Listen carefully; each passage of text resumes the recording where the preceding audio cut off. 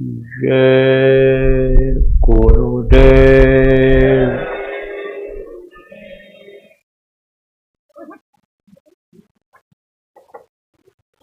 सर्वसमर्थ सर्वत्र स्मरणीय दाता दयाल दीनबंधु कृपा निधान परम पूज्य गुरु जी महाराज इस कार्यक्रम में उपस्थित अदृश्य महान विभूतियां, महान शक्तियां, शहर के प्रतिष्ठित लोग, साधक सत्संगी, बच्चे एवं बच्चियों, आज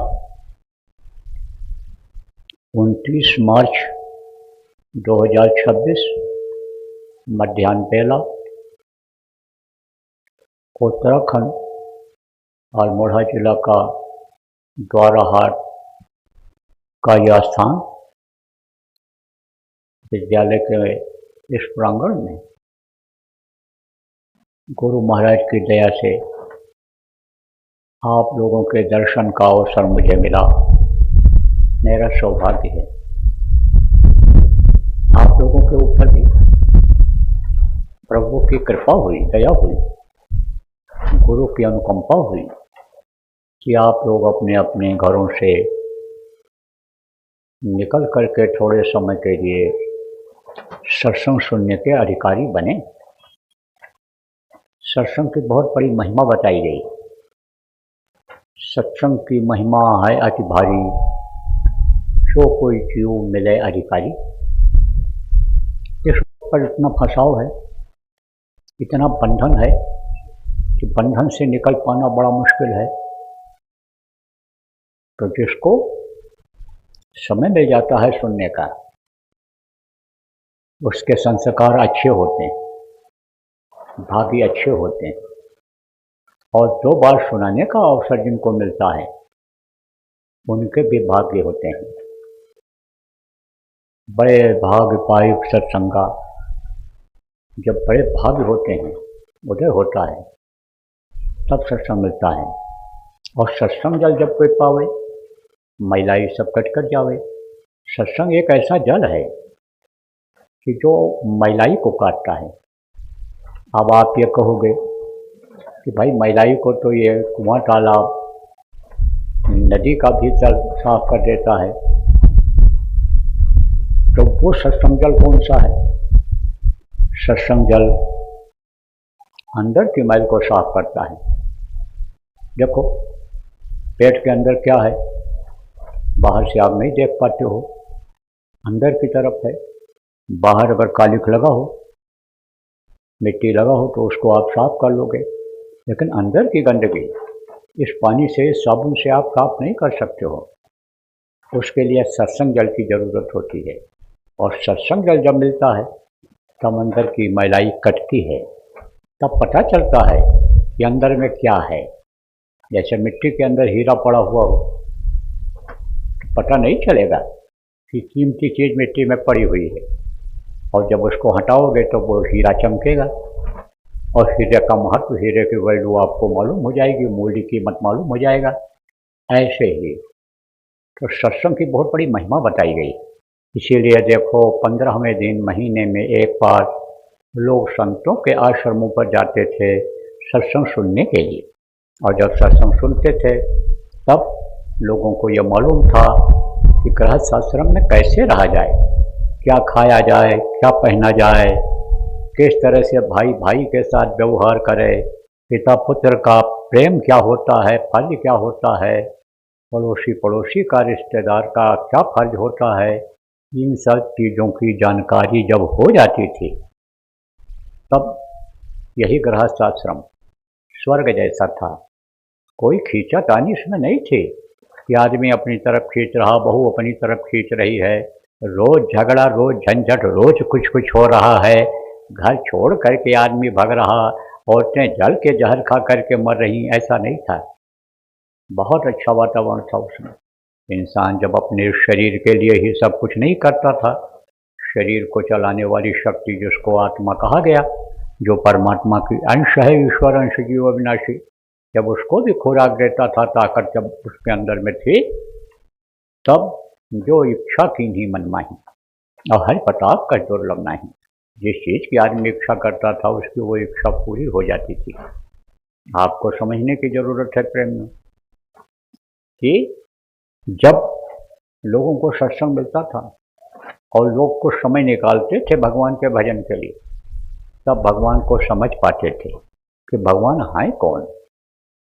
असली भगवान उनको मिलते थे। जब भगवान का जब दर्शन अंतर में करते थे, तब भगवान के बारे में उनको मालूम हो जाता था कि भाई यही सब कुछ करने वाले हैं, यही यानी सब कुछ चलाने वाले हैं, इन्हीं की बनाई हुई ये सारी दुनिया खिलकत है।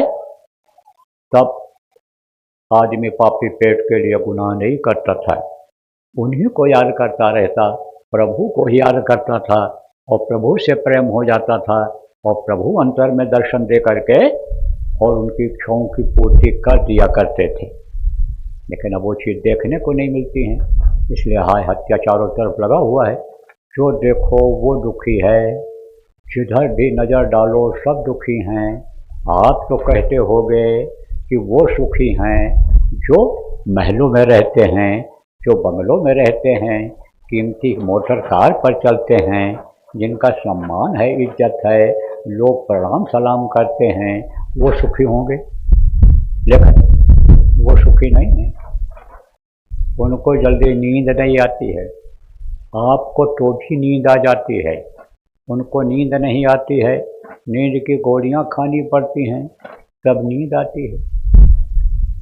अब आप ये समझो कि आप अपने को कहोगे मैं दुखी हूँ और वो अपने को कहते मैं दुखी हूँ, तो दुखी सब हैं। गुरु महाराज के पास रहने का 40 साल का अवसर मिला। गुरु महाराज अपनी पुरानी बातों को कभी कभी बताने लगते थे जब खाली बैठते थे, तब बताया गुरु महाराज। एक बार मैं कलकत्ता गया था, गुरु महाराज बराबर दौरा करते रहे। जब से उनके गुरु का आदेश हुआ नामदान देने का, जीवों को संभाल करने का, अपने वतन अपने मालिक के पास पहुंचाने का, तब से बराबर मेहनत करते रहे। आखिरी दम तक अपने मेहनत किया उन्होंने जीवों की संभाल करने के लिए। इतना मेहनत किया गुरु महाराज ने कि जितना इस धरती पर जितने भी महात्मा आए कोई नहीं किया। तो गुरु महाराज गए हुए थे कलकत्ता, तो एक आदमी के यहाँ ठहरे हुए थे, तो ऊपर ठहरे थे मकान में, उतर करके सीढ़ी से आ गए। सामने एक पार्क था, उस पार्क में एक बेंच पड़ी हुई थी और भी बेंचें पड़ी रहती हैं पार्क में, उसी में बैठ गए, उसी बेंच पर बैठ गए। तो गुरु महाराज ने देखा एक गरीब आदमी आया और वो घास को काटा, वो काट करके और उसका बोझा बना दिया, बेचने के लिए उसको ले जाने को था। घास काट करके और उसको ले जाता बेचता और उसी से अपना पेट पालता था। तो वही तब बोझा बांध दिया, पसीना उसको कुछ हो गया मेहनत से, तब उसने क्या किया, आ करके वहीं बैठ गया और अपना अंगोछा से पसीना पोंछा और वही अंगोछा सिर के नीचे रख करके और सो गया। नींद आ गई, उसको लेट गया। मेहनत के बाद अक्सर नींद आ जाती है। उसी बीच में एक सेठ आया, गुरु महाराज के बगल बैठ गया। तो गुरु महाराज तो कुछ नहीं बोले। उसने सेठ ने कहा देखो कितने आराम से सो रहा है, इसका कितना सुंदर जीवन है, कितना सुखी जीवन है। जिसको कछु न चाहिए सोई शहंशाह, कहा गया है ना, जो चाह गई चिंता गई और मनमा बेपरवाह, और जिसको कछु न चाहिए सोई शहंशाह।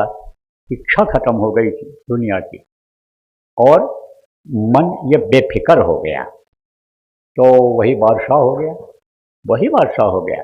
आप जो पुराने लोग हो, आप लोगों को दृष्टांत में सुनाया गया था कि महात्मा जी जा रहे थे तो वो वहाँ रुक गए थे और वहीं पर उसमें जो है बाहर की राख में सो गए और चना पड़ा हुआ था वही खाए और फिर पानी पिया कुएं से और राजा बढ़िया बढ़िया भोजन किया। आपको याद होगा दृष्टांत, सभी के ऊपर पड़ा हुआ है, नहीं है तो सुन लेना। तो अब आप ये समझो प्रेमियों कि उसने कहा, किसने कहा, सेठ ने, कि देखो कितना सुखी है ये, बहुत सुखी है। तब तक जब आवाज़ सुना उस आदमी ने तो उसकी आँख खुल गई और फिर वो उठा और अपना वो गमछा जो था सिर पर बांधा। तब गुरु महाराज ने बुलाया उसको नज़दीक में अपने, तो गया। तो गुरु महाराज की ऐसी महानता थी कि किसी को भी हो तो हाथ ही जोड़ते थे। अब उसका भी कारण बताते हैं आपको। देखो, जो जीवात्मा है वो परमात्मा की अंश है और वही शरीर को चलाती है, उसी से यह शरीर चलता है, सारे अंग उसी पर निर्भर हैं। तो जीवात्मा कहाँ बैठी हुई है? यहाँ बैठी हुई है, बैठी है यहाँ पर और दिखाई यहाँ से पड़ती है। तो जब सबके अंदर है वो, तो गोस्वामी जी ने कहा ना, सिया राम मैं सब जग जानी, करहूँ प्रणाम चोर जोग पानी। तो गुरु महाराज किसी के शरीर को प्रणाम नहीं करते थे। गुरु महाराज तो आप ये समझो कि उसको यानी समझो प्रभु का अंश समझ करके और हाथ जोड़ते थे, जबकि गुरु महाराज खुद सक्षम थे। यही है महानता। क्या महानता है? महानता यही है कि जो बड़ा बन करके छोटा बन जाए वही महान होता है। कहते हैं ना कि नानक नन्हे होए रहो, जैसे घास में डूब और घास जल जाएंगी, डूब खूब के खूब। बड़ी बड़ी घास हैं, जब गर्मी पड़ेगी, बैसाख जेठ का महीना आएगा तो यह जलकर राख हो जाएंगे। और एक दूब घास होती है, दूब घास हमेशा हरी रहती है, जमीन से चिपकी हुई रहती है। इसीलिए नानक में एक महात्मा थे, गुरु थे, आप ये समझो, उन्होंने कहा भाई छोटे बन करके रहो, छोटे बन करके रहोगे तो हमेशा बड़े रहोगे, बड़े बन जाओगे। तो जैसे बड़ा के लिए कहा गया कि बड़ा भया तो क्या भया, जैसे पेड़ खजूर और पंछी को छाया नहीं और फल लागे अति दूर। खजूर का पेड़ इतना बड़ा होता है, ऊंचा, दूर से दिखाई पड़ता है, लेकिन उसका फल कोई कहे हम तोड़ के खा लेंगे, खा पाएगा? नहीं खा पाता है। तो गुरु महाराज ने पहले हाथ जोड़ दिया, तो मजदूर ने भी ऐसे हाथ जोड़कर प्रणाम किया उस गुरु महाराज को। देखा साधु वेश में है तो और श्रद्धा जगी। तब गुरु महाराज ने उससे पूछा, कैसे पूछा? उसी मजदूर से, यदि यह बताओ कि सुखी कौन है इस समय पर? तब बोला, अरे सुखी तो ऐसे लोग हैं जो कि सेठ थे, वो बढ़िया कपड़ा पहने थे, पर्सनालिटी थी उनकी। तो कहा कि सेठ लोग सुखी हैं, जिनके पास रहने का बढ़िया है, खाने का है, मोटर गाड़ियों पर चलते हैं, जिनको लोग सम्मान इज्जत देते हैं, वो सुखी हैं। तब गुरु महाराज ने सेठ से कहा, जब आप सेठ जी फैसला करो तो सुखी कौन है? तो सच पूछो तो इस दुनिया में सुखी कोई है ही नहीं। इसी चीज़ को नानक जी ने भी कहा, नानक दुखिया सब संसार, और सुखी वही जो नाम आधार, जो नाम को पकड़ लेता है, नाम की डोर को पकड़ लेता है, वही सुखी है। अब यह नाम मिलता कहाँ से है? यह मिलता है सत्संग से मिलता है। नाम सत्संग से मिलता है, सत्संग सुनने से मिलता है। और नाम जब मिल जाता है, उस नाम से उस प्रभु को पुकारते हैं तो प्रभु मिलता है। इसी नाम की व्याख्या करते हुए गोस्वामी जी महाराज ने कहा कि नाम लियत बहु संतु सुखाही और सुजन विचार करो मन माही। नाम लेते ही भवसागर सूख जाए। तो कहोगे भाई भवसागर क्या है? नए लोग कहोगे, जहाँ पर आप रहते हो यही है भवसागर, यही भवसागर है। जहाँ हंसते हो, बढ़िया से बैठे हो हंसी खुशी, और कोई अन्य समझो कि गलत सूचना आ गई, दुखदायी सूचना आ गई, खबर आ गई कि भाई वो तो ख़त्म हो गए और वो नज़दीकी हैं, रिश्तेदार हैं, बस रोने लग जाओगे। गाड़ी लड़ गई, लड़के का एक्सीडेंट हो गया तो कहीं कुछ हो गया, बस रोने लग जाओगे। और आजकल तो रोना और हंसना अरे समझो बहुत ही यानी देखने को मिल जाता है। ऐसे बैठे रहते हैं पूरे परिवार और खाते पीते रहते हैं, बढ़िया बढ़िया बातें करते रहते हैं, बस उसी में कोई कुछ बोल देता है वही, और बस फट से एकदम नाराज़गी हो जाती है, लोग बिगड़ जाते हैं उसके ऊपर और वो भी उल्टा सीधा बोलने लग जाता है और बस खाना पीना सब गया, छूट गया। ऐसा होता है, कब किसको गुस्सा आ जाए, कब कौन क्या बोल दे, ये कुछ कहा नहीं जा सकता है। अब आप जो लोग बुद्धिजीवी बैठे हो, अगर कहो तो मैं बता सकता हूँ कि ऐसा इन लोगों के यहाँ होता है घरों में। सब बता सकता हूँ कि कुछ कुछ लगा रहता है। बूढ़े न लड़ें, जवान न लड़ें, तो ये बच्चे ही एक दूसरे का बाल गाल नोचते रहते हैं, ची पू कुछ न कुछ लगा रहता है। बीमारियां साथ नहीं छोड़ रही हैं। कोई न कोई घर में बीमार ही रहता है। जो कमाई होती है उसमें से बहुत सा पैसा दवा में खर्च हो जाता है, उधार भी लेना पड़ता है, आदमी कर्जदार हो जाता है, बरकत नहीं मिलती है। कहते हैं कमाता बहुत हूँ लेकिन बढ़ोतरी नहीं हो रही। पहले का कैसा अच्छा समय था, जब लोग ईश्वरवादी थे, जब लोग भगवान पर विश्वास करते थे, जब कोई न कोई पूजा पाठ आदमी करता रहता था, भजन इबादत करता रहता था, जब कुछ न कुछ धार्मिकता लोगों में थी, लोग जाते थे लोगों के पास, तीर्थ स्थानों पर जाते थे, महात्माओं के पास जाते थे, अपने अपने हिसाब से कुछ न कुछ लोग अच्छा काम करते रहते थे 24 घंटे में। तब एक कमाता था 10 खाते थे। अब 10 कमाते हैं तो भी नहीं पूरा पड़ता है, तो दुखी तो सब हैं। अब ये दुख कैसे दूर होगा? दुख दूर होने की चाबी तो वही है, नाम है। अब वो कौन सा नाम है, क्या है, ये तो आपको बताऊंगा बाद में। अभी इसको बताऊंगा, चाबी बताऊंगा। यानी ताला चाबी दे दिया, कुंजी दे दिया ताला खुलन की, संतों ने वो चाबी दे दिया है कि ताला खुल जाए और खजाना मिल जाए। कौन सा खजाना? अंदर में जो खजाना है वो धन है, वो दौलत है अंतर में, कि उस दौलत के सामने दुनिया की दौलत सब बेकार है। अब आपको ये भी बता दें कैसे, कि जैसे आपके पास सोना हो, हीरा हो, तो किसी भी देश में आप चले जाओगे और जो चाहोगे उसका उससे खरीद लोगे। लेकिन अगर आपके पास रुपया है तो कहीं दूसरे देश में जाओगे तो ये रुपया काम नहीं आएगा, चलेगा नहीं। ऐसे ही जिस देश में आप रहते हो इसका नाम है मृत्युलोक। यहाँ से एक दिन सबको बाहर जाना होता है। यही है मृत्युलोक का ये जो दायरा है, यही है भवकूप। इसी में पड़े हुए हो, इसी में कष्ट आप ले रहे हो, माया रूपी मध में फंसे हुए हो, इंद्रियों के घाट पर बैठ करके रस लेने में लगे हुए हो। यही है आपका भवकूप। अब आप ये समझो कि इसके आगे निकल करके जाओगे, कहीं भी जाओगे, दूसरे देश में जाओगे, यानी अंड लोक में जो देवताओं का लोक है, ब्रह्मांड लोक जो उनसे सीनियरों का लोक है, ब्रह्मलोक में जाओगे तो ये रुपया पैसा आपका वहाँ चलेगा और ले भी नहीं जा सकते हो, नहीं ले जा सकते हो इसको। आप समझो एक महात्मा थे तो घूमा करते थे।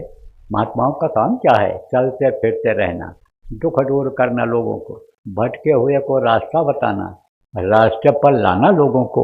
महात्माओं का यह काम होता है।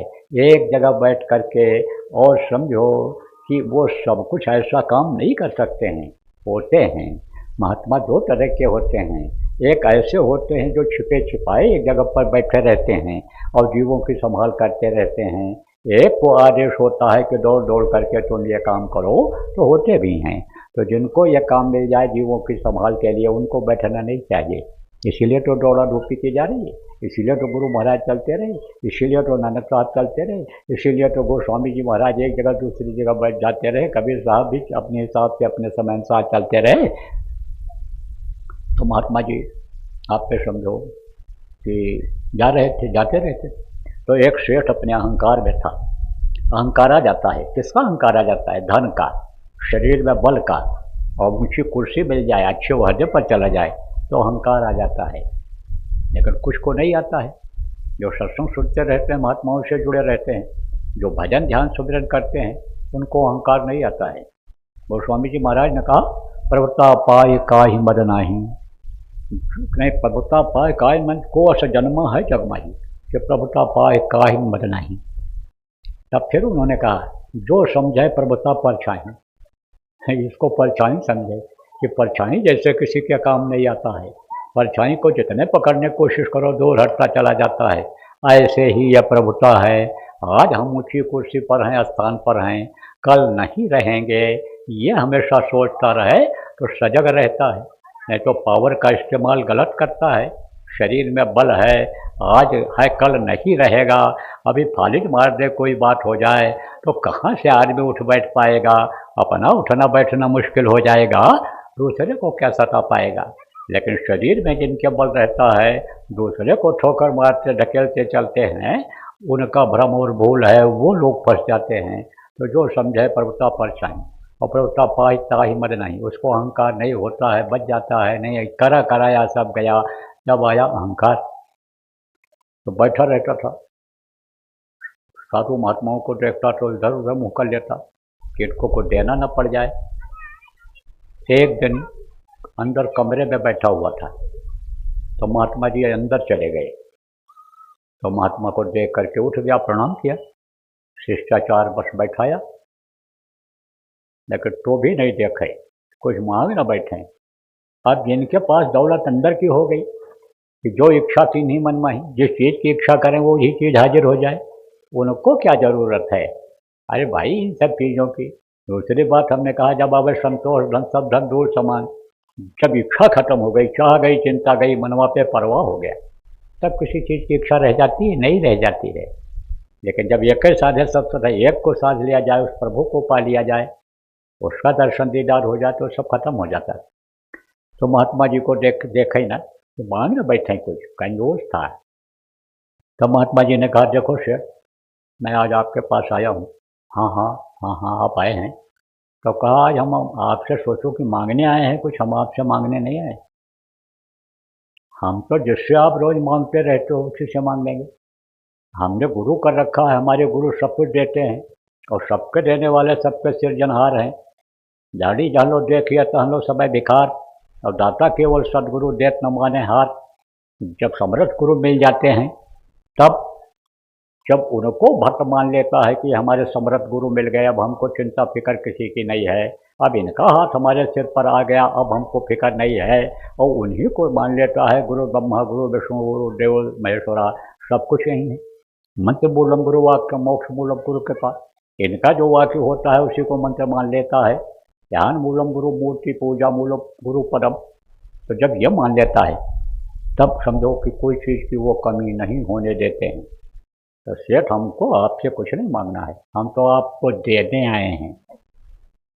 आप जब देने का नाम सुना, हाँ हाँ महाराज चलाओ, क्या दे रहे हो? तो एक सुई छोटी सी थी कपड़ा सिलने वाली, उसको महात्मा जी ने कहा यह हमारी सुई है और इसको रख लो आप, और आप इस दुनिया से पहले जाओगे और मैं बाद में आऊँगा, क्योंकि यह मौत निश्चित है। इस धरती का विधान यह है कि जो पेड़ फलता है वो झड़ता है, जो आग जलती है वो बुझती है, और जो पैदा होता है वो मरता है।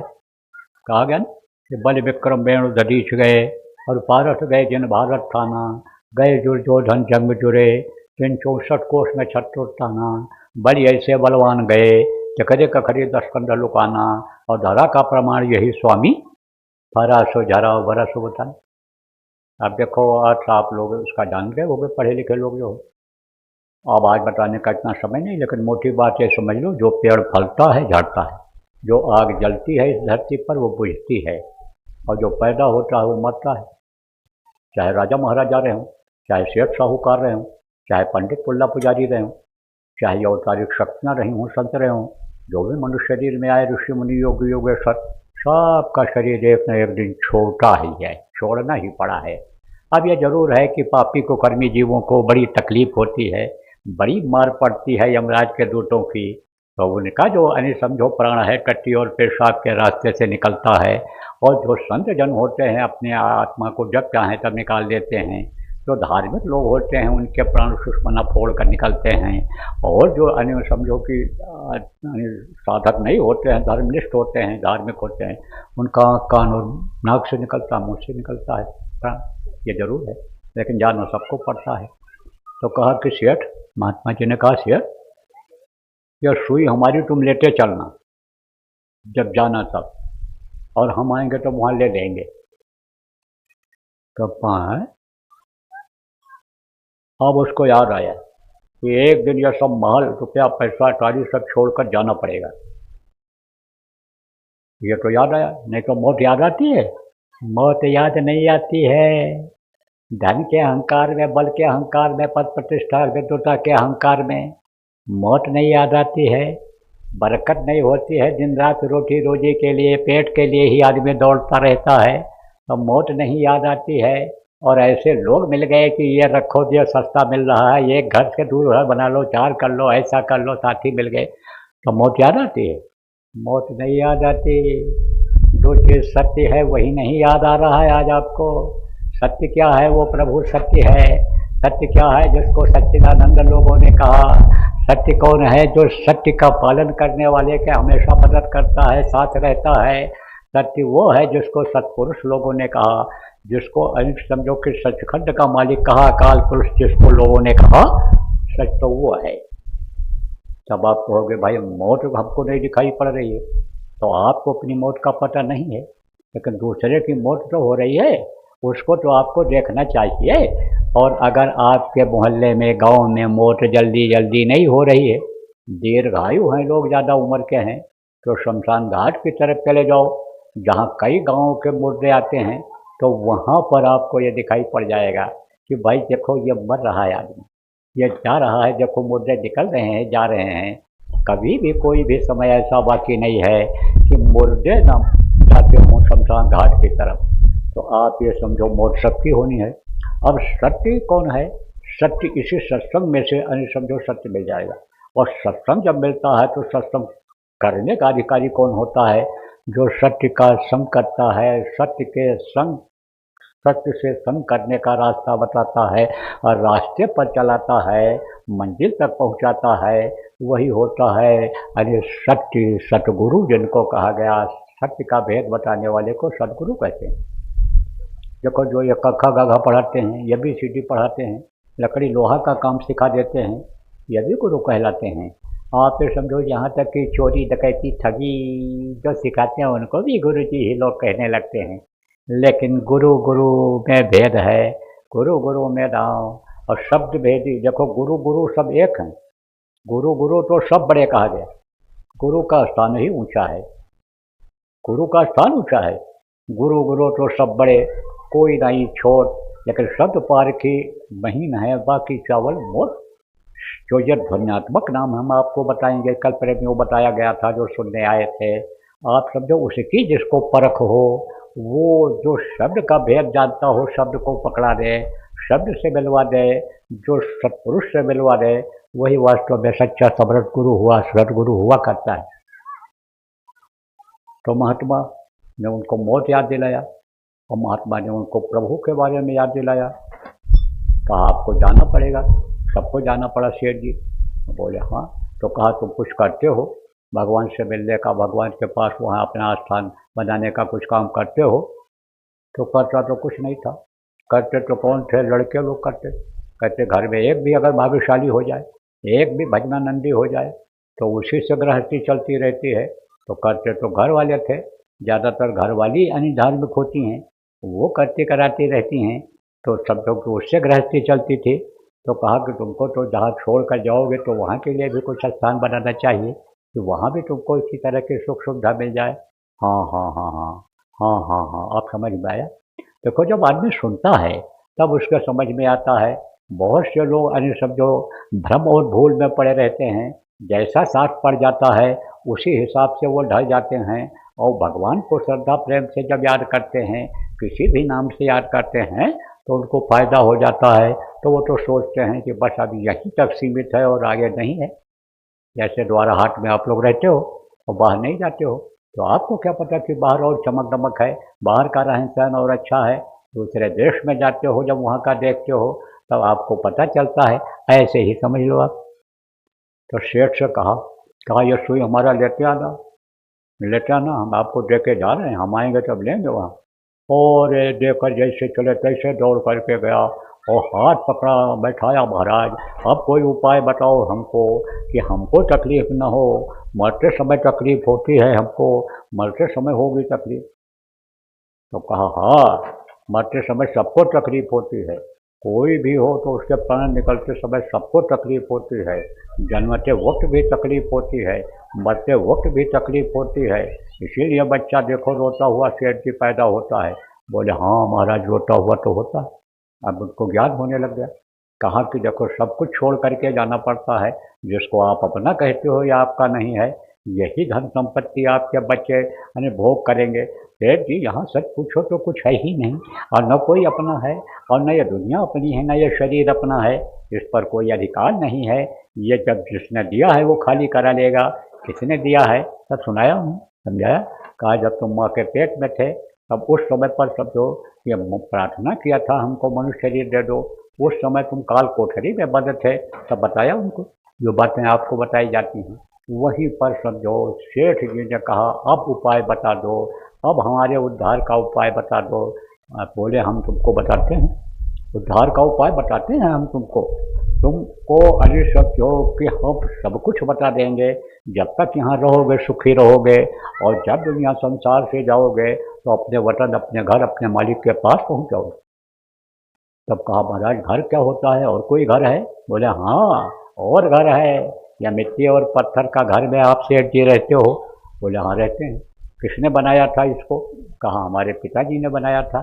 तो कहा वो क्या कहते थे? कह रहे वो कहते थे हमारा घर है। तो कहते थे जिस घर को आप अपना घर कहते हो उसी को आपके पिताजी अपना घर कहते थे, तो वो क्यों नहीं रहे इसमें, क्यों छोड़कर चले गए? अरे सेठ जी ये बताओ कि आप ही लोगों ने उनको एक दिन इसी घर से बाहर निकाल दिया था कि नहीं निकाला था? बोले हाँ महाराज निकाल तो दिया था जब मौत हुई थी तब। तब बोले बोलो ये घर तुम्हारा कैसे? तुम्हारे घर जाने का रास्ता और है, तुम्हारा घर कहीं और है, और अपने घर जब पहुंच जाओगे तो तुमको कोई निकाल नहीं सकता है, तुमको कोई वहाँ से हटा नहीं सकता है।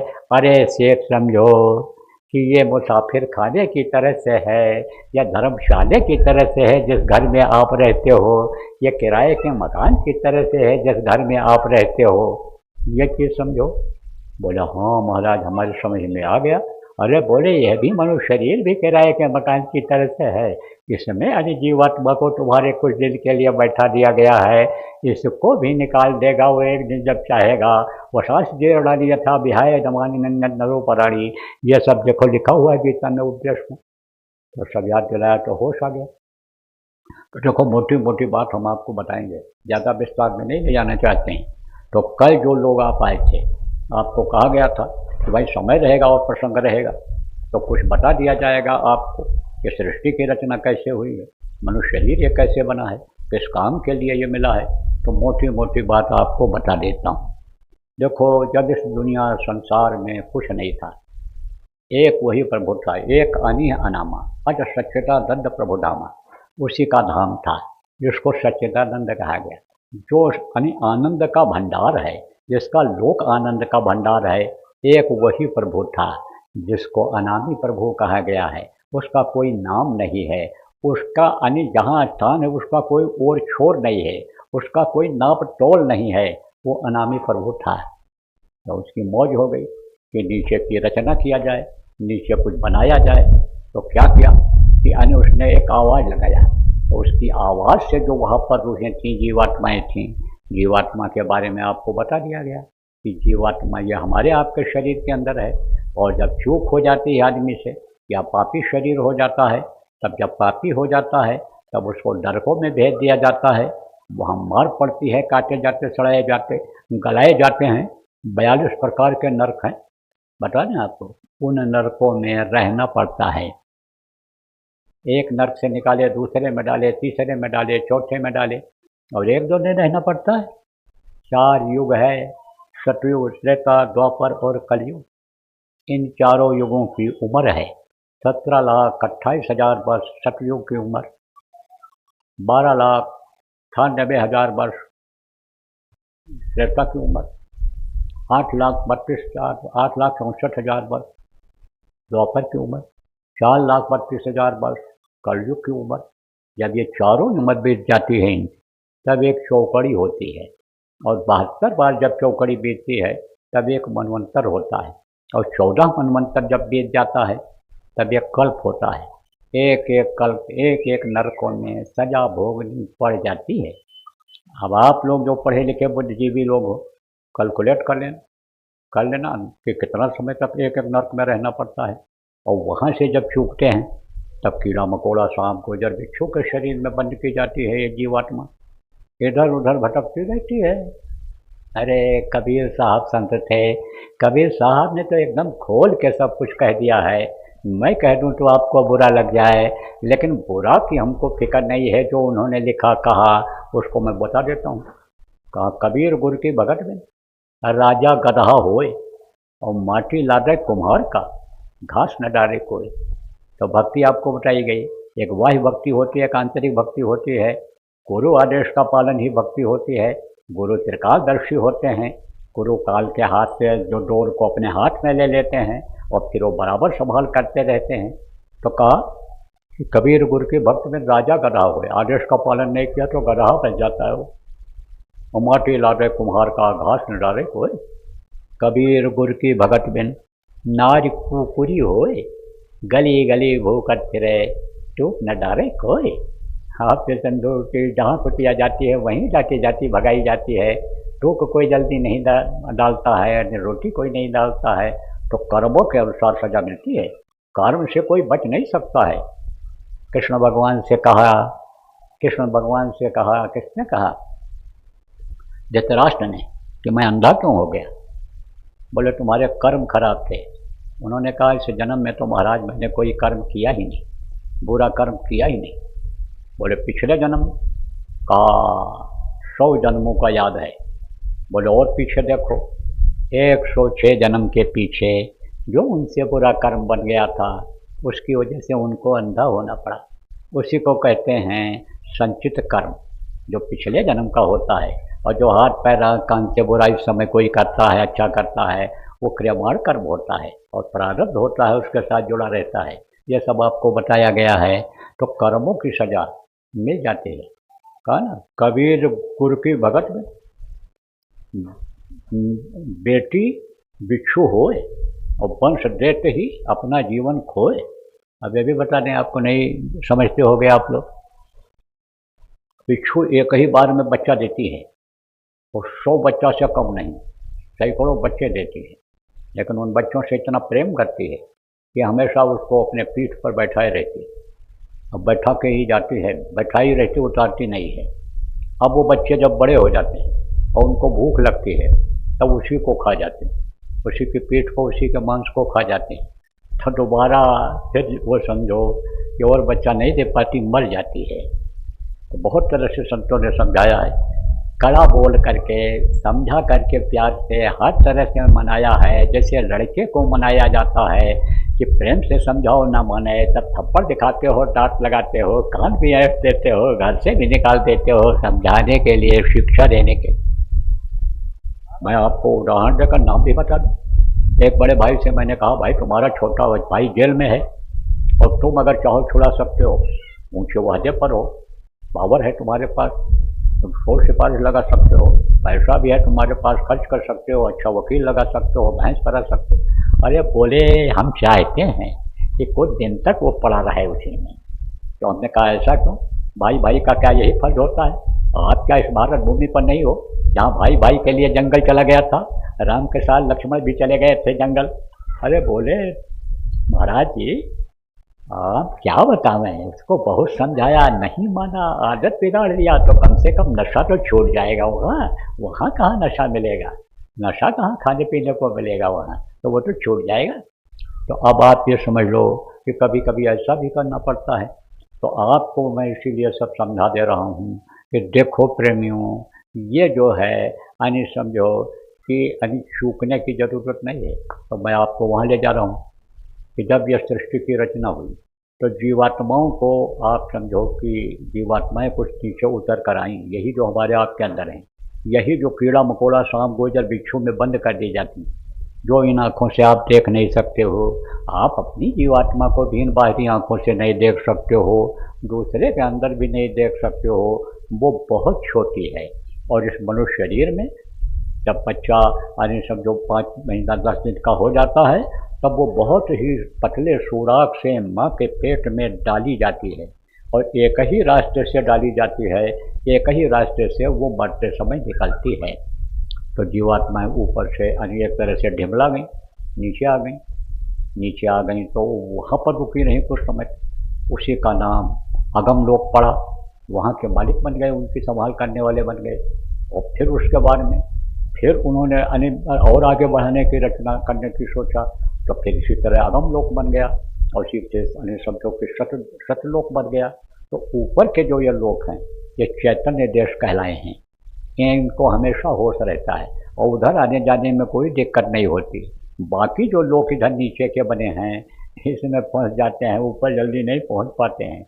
तो मैं आपको बहुत मोटी मोटी बातें बहुत कम समय में बता देता हूँ कि थोड़ी सी जानकारी आपको हो जाए सृष्टि की रचना के बारे में। और मनुष्य शरीर के बारे में जानकारी कराना है, आत्मा को के बारे में बता दिया, परमात्मा के बारे में बताना है, साक्षात करने का परमात्मा से मिलने का तरीका भी बताना है, तो समय कम है, इसलिए मोटी मोटी बात बताता हूँ।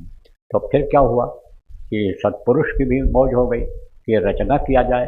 तो बड़ी तेज आवाज़ हुई, तो सब घबरा गए कि उन्होंने कहा ये क्या हुआ। बोले देखो हम आगे कुछ रचना करना चाहते हैं। तो कुछ आत्माओं से कहा तुम नीचे उतर जाओ। तो उतर करके वो नीचे आनी चली ही आई, आना नहीं चाहती थी। बोले घबराओ नहीं, हम तुमको फिर बुला लेंगे अपने पास, हम तुम्हारे लिए भेजेंगे किसी न किसी को, वो तुमको ले आएगा। जब ढांसत बता दिया तो वो कुछ नहीं बोली आत्माएं। जैसे कोई अधिकारी कह दे किसी क्लर्क को, किसी बाबू को कि चले जाओ तुम्हारा ट्रांसफ़र कर दे रहा हूँ, कहेगा नहीं नहीं हमको मत भेजो साहब, तब कहेगा तुमको हम फिर बुला लेंगे, चले जाओ मेरे कहने से, तो राजी हो जाता है। ऐसे नीचे उतर आई। तो 16 सूत्र जो कहलाए वो उनको अलग अलग अपना जीवात्माओं को दे दिया और राज्य दे दिया। अब फिर उसके बाद में इधर की रचना हुई। इधर अन्य समझो कि भंवर गुफा बना और 10वां द्वार बना, और आपके समझो कि अनित्य धाम बना, और आपका ये समझो सहस्त्रदल कमल बना, जिसके बारे में कल बताया गया था नामदान देते समय। आज भी आपको अभी बता दिया जाएगा, नए लोगों को, पुरानों को दोहरा जाएगा। तो इधर की रचना हुई। तो जो सबसे छोटे पुत्र थे इनके, यानी जो पुत्र कहलाए सुत कहलाए हैं, वो कौन थे जिनको ईश्वर लोगों ने कहा, मुसलमानों ने जिनको खुदा कहा, गॉड कहा है यानी ईसा मसीह ने, आप ये समझो कि वो हैं। संतों ने उनको काल भगवान कहा। दोनों काम करते हैं। वो क्या काम करते हैं, काल के लिए काल हो जाते हैं, और जो अच्छे लोग हैं उनके लिए दयाल रहते हैं। व्यवस्था तो उन्होंने सबके लिए एक जैसी बना दिया। ये जो पेड़ पौधे हैं, ये जो नदी नाले हैं, ये जो हवा पानी है, जल पृथ्वी अग्नि वायु का आकाश जिसको कहते हैं, ये सब उन्होंने ही बनाया है। और इसी से बच्चा माँ के पेट में बनता है। चित जल पावक गगन सबीरा, पंचरचित यह अधम शरीरा। 5 तत्वों से शरीर की रचना होती है, 6 तरह की शक्तियों से रचना होती है। और जन्म अस्त परिणामे वृद्धोच्छेद, जो बराबर सत्संग सुनते रहते हो, आपको समझा करके बताया गया है। आज विस्तार में बताने का समय नहीं है, और ज़्यादा जानकारी आपको करनी होगी, अपने कानों से सुनना होगा, तो अभी कार्यक्रम होगा। कहाँ पर होगा, कई दिनों तक चलेगा। 3 दिन का तो घोषित है, 13, 14 और 15 मई को उज्जैन आश्रम पर। यहाँ के लोग, इधर के लोग आते हैं, उनका साथ कर लो, आज ही नाम लिखा देना उनको, आपको खबर कर देंगे। जब चलने लगेंगे तो लेते आएंगे, वहाँ आकर के आप सुन लेना। नहीं समय है, नौकरी करते हो, व्यस्त हो, आप नहीं पहुँच सकते हो, तो ये लोग जो कैमरा लगाए हुए हैं ये डाल देते हैं यूट्यूब पर। तमाम सिस्टम अब बन गए सुनने के, समझने के। तो उन्होंने जो है बहुत दिन तक तपस्या किया, और तपस्या करने के बाद पिता का दर्शन हुआ। तो पिता ने कहा मैं तुमसे बहुत खुश हूँ। देखो, कहते हैं कि गुरु के कोई दुश्मन नहीं होते, सब उनके अपने होते हैं। जैसे स्कूल के मास्टर होते हैं, उनके जो अच्छे मास्टर होते हैं वो सब अपने जितने भी स्कूल के बच्चे हैं सबको अच्छा बच्चा मानते हैं, और अपना बच्चा समझ करके पढ़ाते हैं। लेकिन उन्हीं में जो आदेश का पालन करता है, मेहनत करता है और पढ़ने में तेज हो जाता है, उससे वो खुश रहा करते हैं, और अलग से भी बुला के पढ़ा देते हैं। अलग से भी ट्यूशन का पैसा नहीं लेते हैं, घर पर बुला के पढ़ा लेते हैं। ऐसे ही मेहनत से खुश होते हैं, सेवा से खुश होते हैं। किसी को खुश करना है तो आप मेहनत करके उसको खुश कर सकते हो। किसी का दिल जीतना है तो ईमानदारी करके उसके दिल को जीत सकते हो। इसीलिए कहा जाता है मेहनत और ईमानदारी सब जगह काम आती है। आगे चलकर भी मेहनत और ईमानदारी की ज़रूरत पड़ेगी। मेहनत और ईमानदारी की कमाई करोगे तो बरकत हो जाएगी। तो अब आप ये समझो प्रेमियों कि खुश हो गए वो सत्पुरुष। तो सत्पुरुष ने कहा वरदान मांग लो। उन्होंने कहा आप हमको अपने जैसा राज्य दे दीजिए। तो बोले वो मस्त, लेकिन अब नहीं आओगे मेरे पास। नाराज हो गए इस बात पर। जैसे आपका कोर्ट है और आपका बच्चा कहते पिताजी हमको दे दो ये, तो दे तो दोगे, लेकिन अच्छा नहीं लगेगा कि भाई इसके पास है भी, लेकिन तो भी यह मांग रहा है। एक राज्य दे दिया उन्होंने, झंझरी द्वीप बना दिया, बनवा दिया, कहा यहीं बैठ कर तुम रहो, राज्य करो, लेकिन तो भी और मांग लिया। स्थान मिल गया लेकिन तो भी और मांग दिया, या हमको आप अपने जैसा राज्य दे दो। तो उस विस्तार के लिए आप ये समझो कि प्रकृति यानी आद्या महाशक्ति जो ऊपर के लोकों में प्रकृति कहलाई हैं, उनके संपर्क से उन्होंने ब्रह्मा, विष्णु, महेश इन 3 देवताओं की उत्पत्ति किया और आज्ञा को पूरा बागडोर दे करके अब तुम संभालो, इधर का विस्तार करो और फिर जो है तुम इनको देखो, अब मैं अपने ध्यान में लग रहा हूँ। तो आज भी वो ध्यान में लगे हुए हैं। कबूल तो होती है उनकी वंदना, वो स्वीकार करते हैं, क्योंकि जैसे आप यहाँ ऊंचाई पर बैठे हो, नीचे देखोगे सब आपको दिखाई पड़ रहा है, लेकिन आप इतने आदमी हो, नीचे के लोग आपको नहीं देख पा रहे होंगे, ऐसे वो लोग ऊपर है तो वहाँ से सब वो देखते रहते हैं, सब दिखाई पड़ता रहता है, नीचे के लोग ऊपर को नहीं देख सकते। तो वंदना तो कबूल होती है, प्रार्थना उनकी कबूल होती है, लेकिन दर्शन नहीं हो पाता उनको। अब इधर देवी देवताओं की रचना कर दिया, इन्होंने 33 करोड़ दुर्गा, 10 करोड़ शंभू और 33 करोड़ आप समझो 10 करोड़ यानी 10 करोड़ दुर्गा, 10 करोड़ शंभू बैराट के साथ उत्पन्न किया, 33 करोड़ आप समझो देवता बनाए, इधर बना दिया और उनका अलग अलग लोक बना दिया और उनको अलग अलग काम दे दिया इन लोगों ने। और उन्होंने इनको क्या काम सौंपा आद्या ने?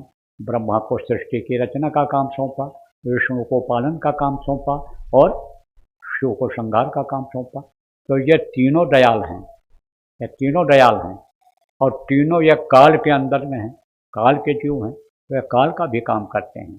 काल रूप तीन कर्म भ्राता, शुभ और अशुभ कर्म फलदाता। यह शुभ वाले को शुभ कर्म का फल देते हैं और जो अशुभ काम करता है, इनके प्रकृति के काम में बाधा डालता है, उसका ये विनाश भी करते हैं। तो अब आप ये समझो, ये भी बीच में आपको बता दें कि इस समय पर सब नाराज हैं। कौन? ये तीनों देवता नाराज हैं। और यह भी आपको बता के जा रहा हूँ कि यह देवभूमि है और शिव जी का यह स्थान है। आप ये समझो यहाँ रहने का, आप समझो कैलाश मानसरोवर जिसको कहा जाता है, आप ये समझो यह स्थान है इनका, लेकिन वो जगह छोड़ चुके हैं, यहाँ पर अब नहीं हैं। आना जाना उनका तो देर लगती है, आते जाते, लेकिन रहते नहीं हैं।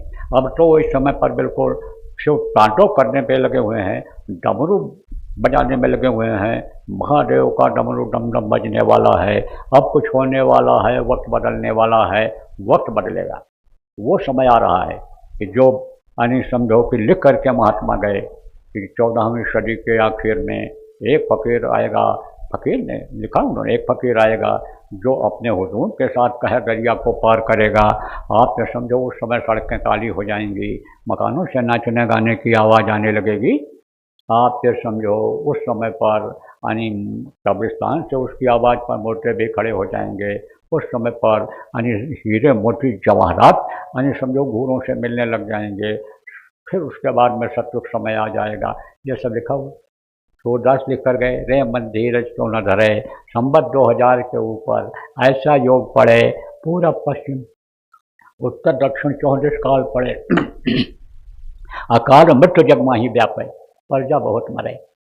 फिर स्वर्ण फूल बन पृथ्वी फूल, सुख की बेल बढ़े, आप साहस बस इसलिए सतयुग व्यापे और सुख की बेल बढ़े। कहा हूँ सारी चीज़ें लिखी हुई हैं। आप समझो कि लिंग पुराण के 40वें अध्याय में लिखा है, एक सफ़ेद पोष फकीर यानी समझो ये लिखा हुआ है। आप ये समझो कि यानी जगन्नाथ दास की उड़िया किताब में भी लिखा हुआ है, यानी धेने पुख नक्षत्र कर्कट राशि होगी, पुख नक्षत्र होगा, इस समय पर सतयुग का प्रादुर्भाव इस धरती पर हो जाए। तो हमको आप ये बताओ, एक कुर्सी पर 2 राजा रहेंगे? बैठेंगे? नहीं बैठेंगे। एक हटेगा जब तक दूसरा बैठेगा, और कलयुग जाना नहीं चाहेगा, अपनी पैठ जमाए हुए है, तो सतयुग लगाएगा थप्पड़, मार होगी, दोनों में संघर्ष होगा। तभी तो कबीर साहब लिख कर गए, 2 पाटों के बीच में साबित बचा न कोई, चलती चक्की देख कर दिया कबीरा रोए। चलती चक्की देख करके और कबीर रो पड़े। देखो हाथ की चक्की होती है, बीच में जो गेहूँ होते हैं सब पिस जाते हैं, उसको देख करके कहा 2 युग पाटन के बीच में 2 युग बदलेंगे। जब एक युग बदलेगा दूसरा आएगा तो संघर्ष होगा, लड़ाई हो। त्रेता गया तब बहुत मरे, द्वापर गया तब बहुत मरे, और कलयुग आएगा तो बचेंगे? बहुत मरेंगे। मर रहे हैं जो आप पढ़े लिखे लोग बैठे हो। देख लो, बमबारी हो रही है, मिसाइलें गिर रही हैं, एटम बम परमाणु बम की जंग की तैयारी चल रही है, कोई बचेगा? ये अपने ही बनाए हुए हथियार से मार दिए जाएंगे। एक बार ऐसा होड़ मचा, अब भी मचा हुआ है कि हथियार बनाओ, हथियार बेचो, इसमें सबसे ज़्यादा पैसा मिलेगा। अब कोई हथियार खरीद लिया उनका पैसा वाला, और फिर उसी हथियार से उनके ऊपर जब वार करेगा, जो दोस्त था हमको हथियार दे दो, पैसा दिया, दे दिया उन्होंने, तो उन्हीं के बनाए हुए हथियार से मारेगा तो बचेंगे? नहीं बचेंगे। मैंने तो बहुत पहले भी प्रार्थना किया था, हथियार बनाना बंद कर दो, और सुलह समझौता से जो काम हो सकता है वो अन्य समझो लड़ाई झगड़े से नहीं होगा। आप जितने भी राष्ट्राध्यक्ष हो, जो प्रमुख लोग हो, अब एक ऐसी नीति बनाओ कि ये हथियार बनाने का और ये रक्षा का जो खर्चा होता है, 50% से अधिक खर्चा भारत में भी रक्षा पर हो रहा है, तो ऐसा करो कि इसको देश के विकास में लगा दो। और बड़े बड़े देशों के लिए हमने कहा था कि छोटे देश को आप गोद ले लो, उनका विकास कर दो, वो भी आपको धन्य मानेंगे। लेकिन ये कहीं माने? विनाश काले विपरीत बुद्धि, और वो अब विनाश का समय आ गया, क्योंकि वही लोग प्रकृति के नियम के खिलाफ काम करने लग गए। जैसे प्रकृति के नियम के खिलाफ रावण काम करने लग गया था, बुद्धि उसकी खराब हो जाती थी, मांस खाता था, शराब पीता था, और दूसरे की माँ बहन बहू को गलत नज़र देखता था। ये चीज़ भूल गई, उसके दिमाग से निकल गई। विद्वान लोगों को ये चीज़ मालूम है कि यानी समझो कि राजा हुए, कौन राजा राम हुए, जो भगवान राम के रूप में आज जाने जाते हैं। उनके राज्य में समझो कि प्रजा बहुत सुखी थी, लेकिन सुख ये कैसे हुआ, जननी समझा नहीं पर नारी, और धन पराय विष्टे विष बारी। यानी दूसरे के धन को जहर से जहर मानते थे, दूसरे की माँ बहन को अपनी माँ और बहन की तरह से मानते थे। तो यही तीन बुराई रावण को खत्म करा दिया। ऐसे ही बुद्धि खराब हो गई लोगों, न खान पान इनका रहा, न चरित्र उनका रहा, न वो भगवान को याद करते हैं। वो तो कहते हैं मैं ही सब कुछ हूँ, मैं ही भगवान हूँ, मेरी पूजा करो। इतिहास को भूल जा रहे हैं कि हिरण्यकश्यप भी यही कहता था प्रहलाद से। आप समझो ध्रुव भी यही, ध्रुव के भाई बाप यही कहते थे, तो अपने आप समझो वो कोई रहे नहीं रहे। यह चीज़ सोचनी चाहिए। लेकिन विनाश काले विपरीत बुद्धि, तो शंकर जी का काम शुरू हो गया, संहार का काम है इनका शुरू हो गया। अब यह जरूर है कि हमारा आपका यह धर्म बनता है, क्योंकि कल आपको बताया था धर्म के बारे में, सत्य हिंसा परोपकार और सेवा। तो मनुष्य ही एक परोपकारी है जो कर सकता है, तो खुद भी बचना है, दूसरों को भी बचाना है। तो उपाय आपको बताऊंगा, कल भी बताया था, आज भी अभी दोहरा दूंगा आपको। तो अब आपको मैं बता दूं थोड़ा सा कि जो है ये इन्होंने रचना इधर का कर दिया, और फिर जब रचना कर दिया तो ये जीव जाने लग गए, समझा। ये अंडज पिंडज जुकमज अस्थावर ये बनाया इन्होंने। अब ये सब विस्तार बताने की जरूरत नहीं है, समय नहीं है, लेकिन आप ये समझ लो ये सब बनाया। अब मनुष्य यहाँ रहने लग गए। उस समय जब यह सृष्टि की रचना हुई है तब सतयुग समय था। सतयुग योगी सब विज्ञानी, करिहर ध्यान करें वो प्राणी। सतयुग में सब योगी और विज्ञानी थे, ध्यान लगाते ही अपने घर अपने मालिक के पास पहुँच जाते थे, बराबर दर्शन उनका होता रहता था। और समय जब पूरा हो जाता था, 1 लाख उम्र की, 1 लाख वर्ष की आदमी की उम्र सतयुग में थी। तो अब आप ये समझो लंबे तड़ंगे होते थे, 21 हाथ के अपने हाथ से होते थे।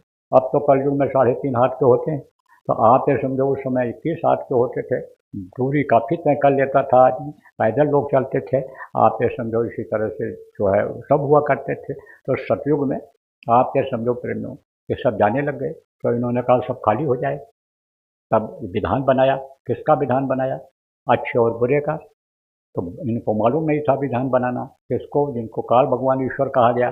तब उन्होंने ब्रह्म से कहा अपने ऊंचे वाले स्थान से, तो उन्होंने विधान बना करके सुनाया। तो वेद पाए ब्रह्मा हर्षाई, ब्रह्मा को सुनाई पड़ा वेद, वेदवाणी आकाशवाणी जिसको कहते हैं, उसको ब्रह्मा को सुनाई पड़ा। अब वेद में भी लिखा है नियति नियत, माने आगे और कुछ है, तो आगे वेद में नहीं मिलता। ये जो मैं बताया ऊपर के लोगों इनके बारे में, वेद में ये चीज़ नहीं मिलती है। वेद है क्या? यह संविधान है। इसमें कहा कि यह नियम बना दिया गया है, लोगों को बता दो। तो ऋषि मुनियों ने उनको सुना दिया, तब से बंधन में फंस गए। और बनते बनते अब इस समय इस तरह से बन गए हैं का पहला बंधन पड़ा देह का, दूसर तिरिया जान, तीसर बंधन पुत्र विचारो, चौथा नाती मान। और नाती क्या कहूँ नाती हो गए, वह को कौन ठिकान, धन संपत्ति और हाथ हवेली, यह बंधन क्या करूं बखान, चौलड़ पचलड़ सतलड़ सरी, बांध दिया तो है बहुवजतान, और मरे बिना तुम छूटो नहीं, जीते जी धर सुनो नकान। उदाहरण देकर इसलिए समझाता हूँ कि आप लोग पढ़े लिखे लोग बैठे हो बुद्धिजीवी, तो कहीं ये न सोचो बाबा अपने मन से सब कह करके जा रहे हैं, इसलिए लिखा पढ़ी के आधार पर आपको समझा रहा हूँ कि आपके समझ में आ जाए, रोज़ समझाने नहीं आ पाऊँगा। और आज अगर आप बुद्धिजीवी लोग क्रीम ब्रेन वाले समझ गए तो आप बहुतों को समझा दोगे, बहुतों की भलाई हो जाएगी, आपके शरीर से परोपकार हो जाएगा। जो पशु पक्षी नहीं कर सकते, आपको मौका मिला परोपकार करने का, परोपकार हो जाएंगे। तो अब आपसे समझो बंधन में बंधे हुए, निकल नहीं पा रहे हो, और बंदी छोर कोई मिला नहीं, तो बंदी छोर मिलते हैं तभी बंधन से मुक्त हो मिलता है। तो ये जीव फंसने लग गए, नरकों में जाने लग गए, और जब नरकों में गए मार पड़ी, तब वो गुहार लगाए, आवाज़ लगाए, और देखा जब उन्होंने हमारे ही जीव, हमारे ही अंश, हमारे ही बेटे ये दुख झेल रहे हैं, तब ऐसी दशा देख जीवों की सतपुरुष ने की दया महान, संत रूप हुए जग में आए, सतलोक का पता बतान, सुरत शब्द का सच्चा मार्ग, संत मता का किया बखान। और सुरत शब्द यानी सीढ़ी सीढ़ी रच डाला, सीढ़ी सीढ़ी शब्दों की सीढ़ी लगा दिया, और चढ़ चल पहुँचो अगम ठिकान, शब्द शब्द सीढ़ी रच डाला, चढ़ चल पहुँचो अगम ठिकान। तो शब्द की सीढ़ी पकड़ा दिया। अब आप कहोगे शब्द क्या होता है? जो मुँह से बोलते हैं वही शब्द होता है। तो कबीर साहब ने कहा कि पोथी पढ़ पढ़ जग मुआ, पंडित भया न कोय, और ढाई अक्षर प्रेम से पढ़े पे पंडित होए। तो ढाई अक्षर क्या है? साध भाव दस शब्द। ये किताबें क्या हैं? ये मार्गदर्शिका हैं, ये बीजक हैं। किताब पढ़ करके अगर कोई कहे हम पार हो जाएंगे, प्रभु का दर्शन कर लेंगे, तो ना आज तक हुआ है न होगा। क्यों स्कूल खोले जाते हैं? क्यों मास्टर के पास लोग जाते हैं? क्यों मास्टरों को सम्मान देते हैं?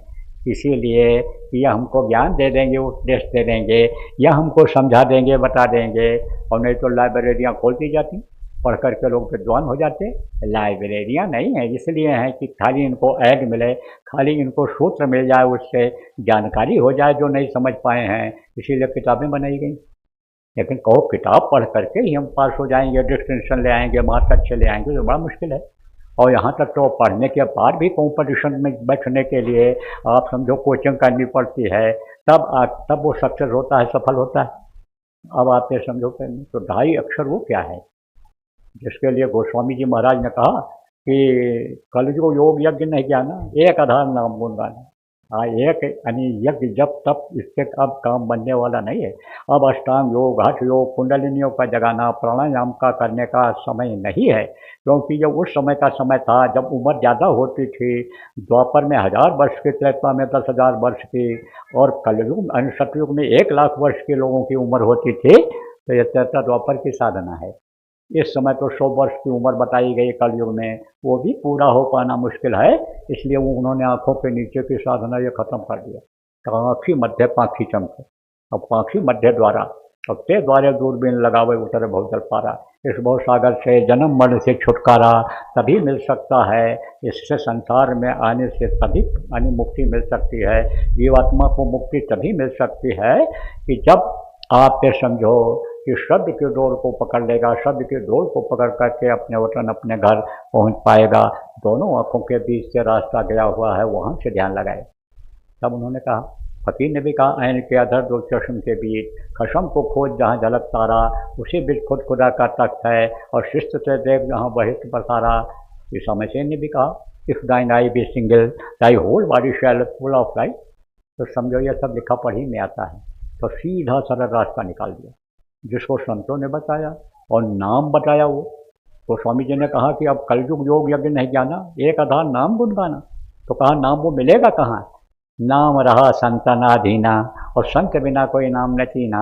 बगैर संतों के नाम की पहचान नहीं हो सकती है। तो संत कौन थे? ये हमारे गुरु महाराज थे, या जिनकी तस्वीर लगी हुई। ऐसे बहुत से संत आए, संतों की एक परंपरा है, और संत अब भी हैं। कौन से? वो शक्ति है। देखो कोई मनुष्य जो होता है वो भगवान और संत नहीं होता है, शक्ति होती है, ताकत होती है, इसी में भर दी जाती है। देखो जैसे ये बिजली का करंट है, देख लिया जाता है कि पोल मजबूत है, तो 440 वोल्ट की जगह पर 1000 वोल्ट का तार दौड़ा देते हैं करंट। ऐसे देख लेते हैं कि ये पोल ठीक है, ये संभाल ले जाएगा, कर ले जाएगा, उसको वो शक्ति दे देते हैं। और वो जो बताता है नाम को, आप ये समझो कि वही पार करने वाला नाम होता है। कलयुग के वो नाम आधारा सुमिर सुमिर नरोत्तम पारा, वही पार हो पाता है। समझिएगा। तो अब आप ये समझो प्रेमियों कि वो नाम अलग होता है। अब ये जो शरीर का नाम होता है वो अलग होता है। तो जो मनुष्य शरीर में पैदा होते हैं और अच्छा काम करते हैं, और उस शरीर का नाम जो लोग रख देते हैं, वो नाम कहने वाला नाम होता है।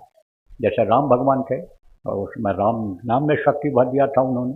राम नाम आपको कल बताया था कि लिख करके पत्थर पर डाला गया था, समुद्र में तैरने लगा था। कृष्ण आए, कृष्ण नाम को जगाया उन्होंने, और राधा स्वामी नाम जगाया उन्होंने, और आप समझो वाहे गुरु नाम जगाया। ये सब साहब नाम ये सब जगाया था संतों ने। ऐसे हमारे गुरु महाराज ने जय गुरुदेव नाम जगाया।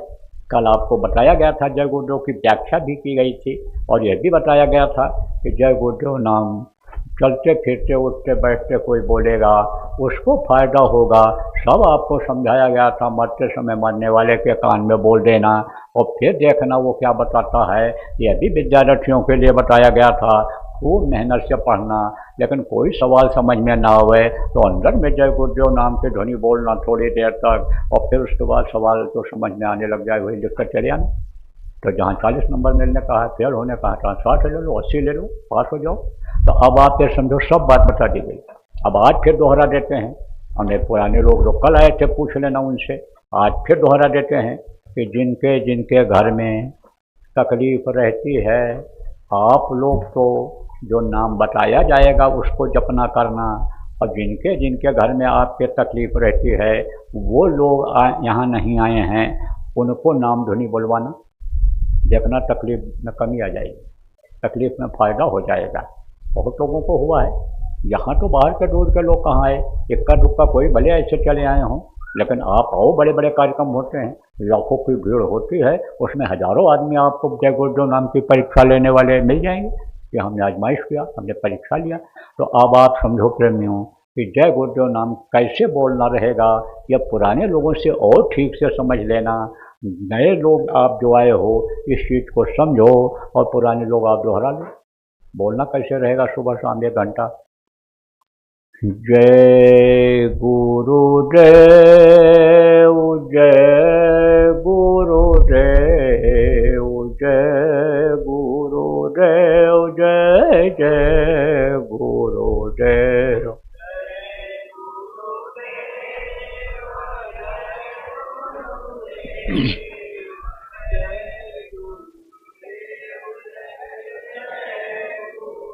इसी तरह से बोलना रहेगा, याद कर लो, और पुराने से और समझ लेना, ये सब समझा देंगे आपको।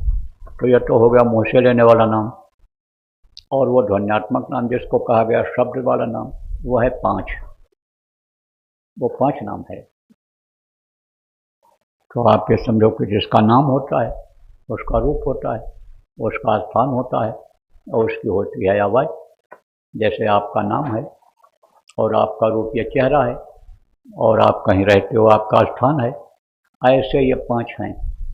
यह धनी हैं, इनके पास सब कुछ है, यह सब कर सकते हैं, दुनिया की चीज़ें आपको दे सकते हैं, इसलिए इनको धनी कहा गया। जैसे रुपया पैसा जिसके पास होता है, कहते तो ये बहुत धनी आदमी हैं, इनके पास बहुत माल है, ऐसे वो हैं, इसलिए धनी कहा गया है उनको। तो अब आप ये समझो कि उनका नाम है, और उनका भी रूप है, ये चेहरा है, और उनका भी स्थान है, उनकी भी आवाज़ है। जैसे आपकी है ऐसे उनकी भी है। तो वो मैं भी आपको बताऊंगा, समझाऊंगा, रटाऊंगा, याद कराऊंगा। जितना भी आप याद कर सको याद कर लो। जो ना याद हो पावे उसका लिखा हुआ कागज़ नहीं अभी सत्संग के बाद मिल जाएगा, आप ले लेना। ना मिल पावे तो पुराने लोगों से पूछ करके लिख लेना और याद कर लेना। जब याद हो जाए तब कागज़ को फाड़ करके कहीं सुनसान जगह पर फेंक देना। बताना मत किसी को, रिकॉर्ड करके भी मत सुनाना, और लिखकर भी नए आदमी को मत देना। वो उसका कोई फ़ायदा नहीं होगा आपके बताने से। और ये अगर नाराज़ हो गए आपसे कि इन्होंने मेरी इज्जत नहीं किया, कदर नहीं किया, तो नुकसान हो, तो नुकसान का कोई काम आप मत करना। ये बात ठीक से समझ लो। रिकॉर्ड करके भी नहीं सुनाना है, लिख कर भी नहीं देना है, बताना भी नहीं है मुँह से। किसी को भी नहीं बताना। यह आपकी अपनी खुद की चीज़ है, खुद की दौलत इससे आपको अंतर में मिलेगी और उसका अनुभव आप ही करोगे, इसलिए बताना मत। देखो प्रेमियों, यह संतों की परंपरा रही है कि जब तक इस धरती पर रहे हैं काम किए हैं और जाने लगे हैं तो अपना चार्ज दूसरे को दे गए हैं और दूसरे को बता के गए ये अब नामदान देंगे, तो उसको पावर देकर जाते हैं, उसके मुंह से सुनना जरूरी होता है। इसलिए एक बार जब आप समझो कि उसके मुंह से सुन लेते हैं, तब दूसरे नामदानियों को जब विश्वास हो जाता है कि यह नामदानी है तो उसको बता सकते हैं, वरना नहीं। तो आप बताना मत किसी को, बताओगे तो कोई फ़ायदा नहीं होगा आपका, क्योंकि उसका कोई फ़ायदा नहीं होगा और आपका कोई नुकसान हो। तो बताना मत, इसको रट लो, याद कर लो। कैसे शक्ति आती है यह भी कल आपको बताया था, अब दोहराने की ज़रूरत नहीं है। इसीलिए कहा जाता है भाई कि रोज़ सुनोगे नई बात, कुछ ना कुछ मिलेगी सुनने को। तो अब आप ये समझो प्रेमी कि आपको किसी को नहीं बताना है। 3 चीज़ समझो। सुमिरन, सुमिरन किसको कहते हैं? माला जपने को सुमिरन कहते हैं। दूसरा है ध्यान, ध्यान किसको कहते हैं? आँख से देखने को ध्यान कहते हैं। तीसरा है भजन, कान से सुनने को भजन कहते हैं। तो भाई आपको ध्यान लगाना बताऊंगा, थोड़ी देर बैठाऊंगा भी।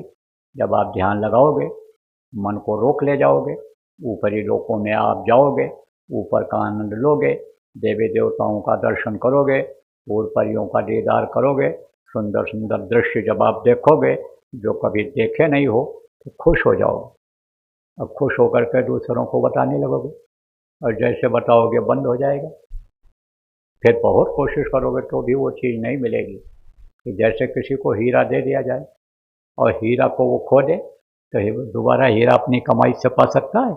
कमाई नहीं पाएगा, नहीं हीरा खरीद पाएगा और फिर उसी के लिए रोएगा, चिल्लाएगा कि बेशकीमती चीज़ मिली हमको और उसको मैंने गंवा दिया। इसलिए बताना मत किसी को। आपको ये भी बताया गया कि ये ऐसा धन है कि यहाँ आपको आपका काम आएगा, मरने के बाद भी यह काम आएगा। ये ऐसी चीज़ है, तब भी आप खो दोगे, तब अब आपका अभागी होगा। इसलिए आप बताना मत, जो भी दिखाई पड़ाई सुनाई पड़े उसको मत बताना। भजन कहते हैं कान से सुनने को, तो जब आप सुनोगे, अभी बताया जाएगा आपको, कराया भी जाएगा 5-10 मिनट। तो जब आप सुनोगे, जिसको अनहद वेदवाणी कहा गया, आकाशवाणी जिसको कहा गया, जिसको गिरा साउंड कहा, जिसको मुसलमान फ़कीरों ने गैबी आवाज़ कहा है, गुरु साहिबानों ने सच वाणी जिसको गुरु वाणी कहा है, वो जब सुनाई पड़ेगा तो मस्त हो जाओ, मस्ती आ जाएगी। कैसे मस्ती आती है? कल बताया गया था, जो लोग आए थे उनको मस्ती आ जाती। और मस्ती आएगी तो दूसरे को बताने लगोगे और जैसे बता दोगे तैसे बंद हो जाएगा। इसलिए किसी को भी बताना नहीं है। ये बात रट लो, याद कर लो आप लोग। जो कुछ भी दिखाई सुनाई पड़े उसको किसी को भी बताना नहीं है। अब आप समझो 3 चीज़ और। 3 आँख, 3 कान और 3 नाक। नए लोग कहोगे ये कैसे? 2 आँखें या बाहर हैं, 2 आँखें या बाहर हैं, इनसे बाहर की चीज़ें दिखाई पड़ती हैं। क्यों? क्योंकि ये क्षितिजल पावक गगन संगीता, ये 5 तत्वों से बनी है। कैसे शरीर की रचना होती है भी आपको बताया गया था। अब आपको बता दें कि सूर्य और चंद्रमा की गर्मी, यानी समझो पहले सूरज और चंद्रमा बनाए गए तो वो शीतल होता है, चंद्रमा शीतल होता है और ये गर्मी होती है इसमें। तो जैसे गर्म तार और ठंडा तार, जब आप दोनों लगाते हो तो बल्ब जलता है। ऐसे ही आप ये समझो बिजली का तार होता है ना, तब बल्ब जलता है। एक से नहीं जलेगा, दोनों से जलेगा। ऐसे जब स्त्री और पुरुष मिलते हैं तो घर्षण होता है और उससे रज और वीर्य की उत्पत्ति होती है और वो अंदर में जमा होती है, उसी से पिंड बनता है, उसी से अंग बनते हैं और वही फिर जो है बढ़ता चला जाता है, तब यह रचना होती है। और ये जो तत्व हैं, इन तत्वों से इसका विकास होता है। कौन कौन तत्व से? यानी जैसे जल है, जैसे आपका हवा है, पानी है, इन सब से ये अंग ये सब बनते हैं। आपको सब बताया गया, जो बराबर सत्संग सुनते रहते हो। आज समय नहीं है बताने को। तो ये 2 आँखें हैं, ये आँखें यानी बाहर की चीज़ों को देखती हैं और जीवात्मा में एक आँख है, ऊपरी लोगों की चीज़ें उससे दिखाई पड़ती हैं। 2 कान ये इधर बाहर हैं, इससे बाहर की आवाज़ सुनाई पड़ती है। एक कान अंदर जीवात्मा में है, उससे ऊपरी लोगों की आवाज़ें सुनाई पड़ती हैं। और 3 नाक है, एक सुराख या दाहिनी तरफ है और यह के बाईं तरफ है, यह है नाक। इसका काम क्या है? 10 प्रकार के प्राण हैं इस शरीर में, उनको ये चलाता है। मुख्य प्राण कहाँ पर है? यहाँ पर है। एक प्राण यहाँ आप समझो नाभि के पास में है, एक वहाँ नीचे है, गुदा चक्र के पास में है, जो मल को बाहर कर देता है, पेशाब को बाहर निकालता है। आप ये समझो कि यहाँ पर प्राण है आपका। ये जो भौहें चलती हैं, ये जो आँख की पलकें चलती हैं, ये सब अलग अलग इनकी ड्यूटी होती है प्राणों की। अब कुछ हैं ऐसे कि जो मोटे प्राण हैं, आप ये समझो मोटा काम करते हैं, भारी काम करते हैं, और जो छोटे हैं वो आप ये समझो छोटी जगहों पर काम करते हैं। प्राण, अपान, समान, व्यान, देवदत्त, धनंजय, कुंभ, एकस्य, अन्य 10 प्रकार के इनका नाम भी है प्राणों का। तो ये प्राण किससे चलते हैं? हवा से चलते हैं। तो नाक ये हवा लेता है और प्राण को, मुख्य प्राण को देता है, और वो अन्य प्राणों को देते हैं, और फिर वो अपना अपना काम करते हैं। तो वो शरीर चलता रहता है, और प्राण जब सिमटते हैं तो वो स्थान शून्य पड़ जाता है। आखिरी वक्त पर ऐसे प्राण ही समझते हैं। और इसमें कमल हैं, अन्य जिन कमलों पर अन्य योगियों ने दर्शन किया है, परछाई को देखा है देवताओं के, जैसे आपका गुदा चक्र है गणेश जी, और आप ये समझो कि वरुण, और आप ये समझो कि शची, और ये सब वहाँ उनका दर्शन हुआ है लोगों को। और इधर आपके नाभि इंद्रिय चक्र पर यानी ब्रह्मा का दर्शन लोगों को हुआ। आप ये समझो गायत्री, सावित्री, सरस्वती का दर्शन हुआ, देखा उन्होंने। और फिर यहाँ पर नाभि चक्र पर विष्णु का दर्शन किया लक्ष्मी के साथ, और हृदय चक्र पर शिव का दर्शन पार्वती के साथ किया, और यहाँ पर कंठी चक्र पर यानी समझो दर्शन किया किसका? आद्या महाशक्ति, जो इन तीनों की माँ है। तो अब आप ये समझो ये कमल हैं। तो प्राणों के खींचते ही जैसे कमल मुरझा जाता है, ऐसे ये कमल नीचे की तरफ मुरझा जाते हैं, तो ये अपना काम कम करना बंद कर देते हैं। बस वो स्थान शून्य हो जाता है। और मृत्यु के समय ऐसा ही होता है। बस ये धीरे स्थान धीरे धीरे सब शून्य पड़ने लगते हैं। लोग हाथ पर हाथ रखते हैं, पैर पर हाथ रखते हैं, कहते हैं अब ये तो शून्य हो गया, हाथ पैर ठंडे हो गए, अब तो बड़ा मुश्किल है, अब तो घर से निकालो, जल्दी से जल्दी घर में से बाहर निकालो, लेटाओ इनको। इस तरह से लोग करते हैं। तो अब आप ये समझो प्रेमियों कि ये प्राण मुख्य है, और प्राण ही चलाता है शरीर को। जीवात्मा के ताकत से प्राण चलते हैं, और जीवात्मा में इतनी शक्ति ताकत है कि वो इन हवा को भी बैलेंस करके रखती है। आप ये समझो 56 प्रकार के वायु शरीर में हैं, तो वो बैलेंस करके रखती है। आचार विचार आहार व्यवहार पर ये सब निर्भर करता है। अब ये सब लोग समझी नहीं समझोगे, ये पढ़े लिखे लोग तो कुछ पकड़ भी पा रहे हैं बात को। तो अब आपको ऐसी चीज़ बताता हूँ ये कि जो समझ लोगे करोगे तो सब के लिए फलदायी होगा। तो अब आप ठीक से समझो कि जो नाक ये बाहर है, एक नाक का काम है हवा को एक बार में अंदर पहुंचाना, और दूसरे सुराख का काम है गंदी हवा को बाहर निकालना। खुशबू और बदबू ये दोनों इस नाक से मिलती है, और ऊपर के लोगों में खुशबू ही खुशबू है, बदबू नहीं है, दुर्गंध नहीं है, सुगंधी ही है। तो अंदर की नाक वो सुगंधी लेती रहती है। तो 2 नाक ये बाहर और 1 नाक अंदर जीवात्मा में, 3 नाक, 3 आँख, 3 कान और 3 नाक। और सुमिरन, ध्यान, भजन 3 चीज़ ये मैंने आपको बताया।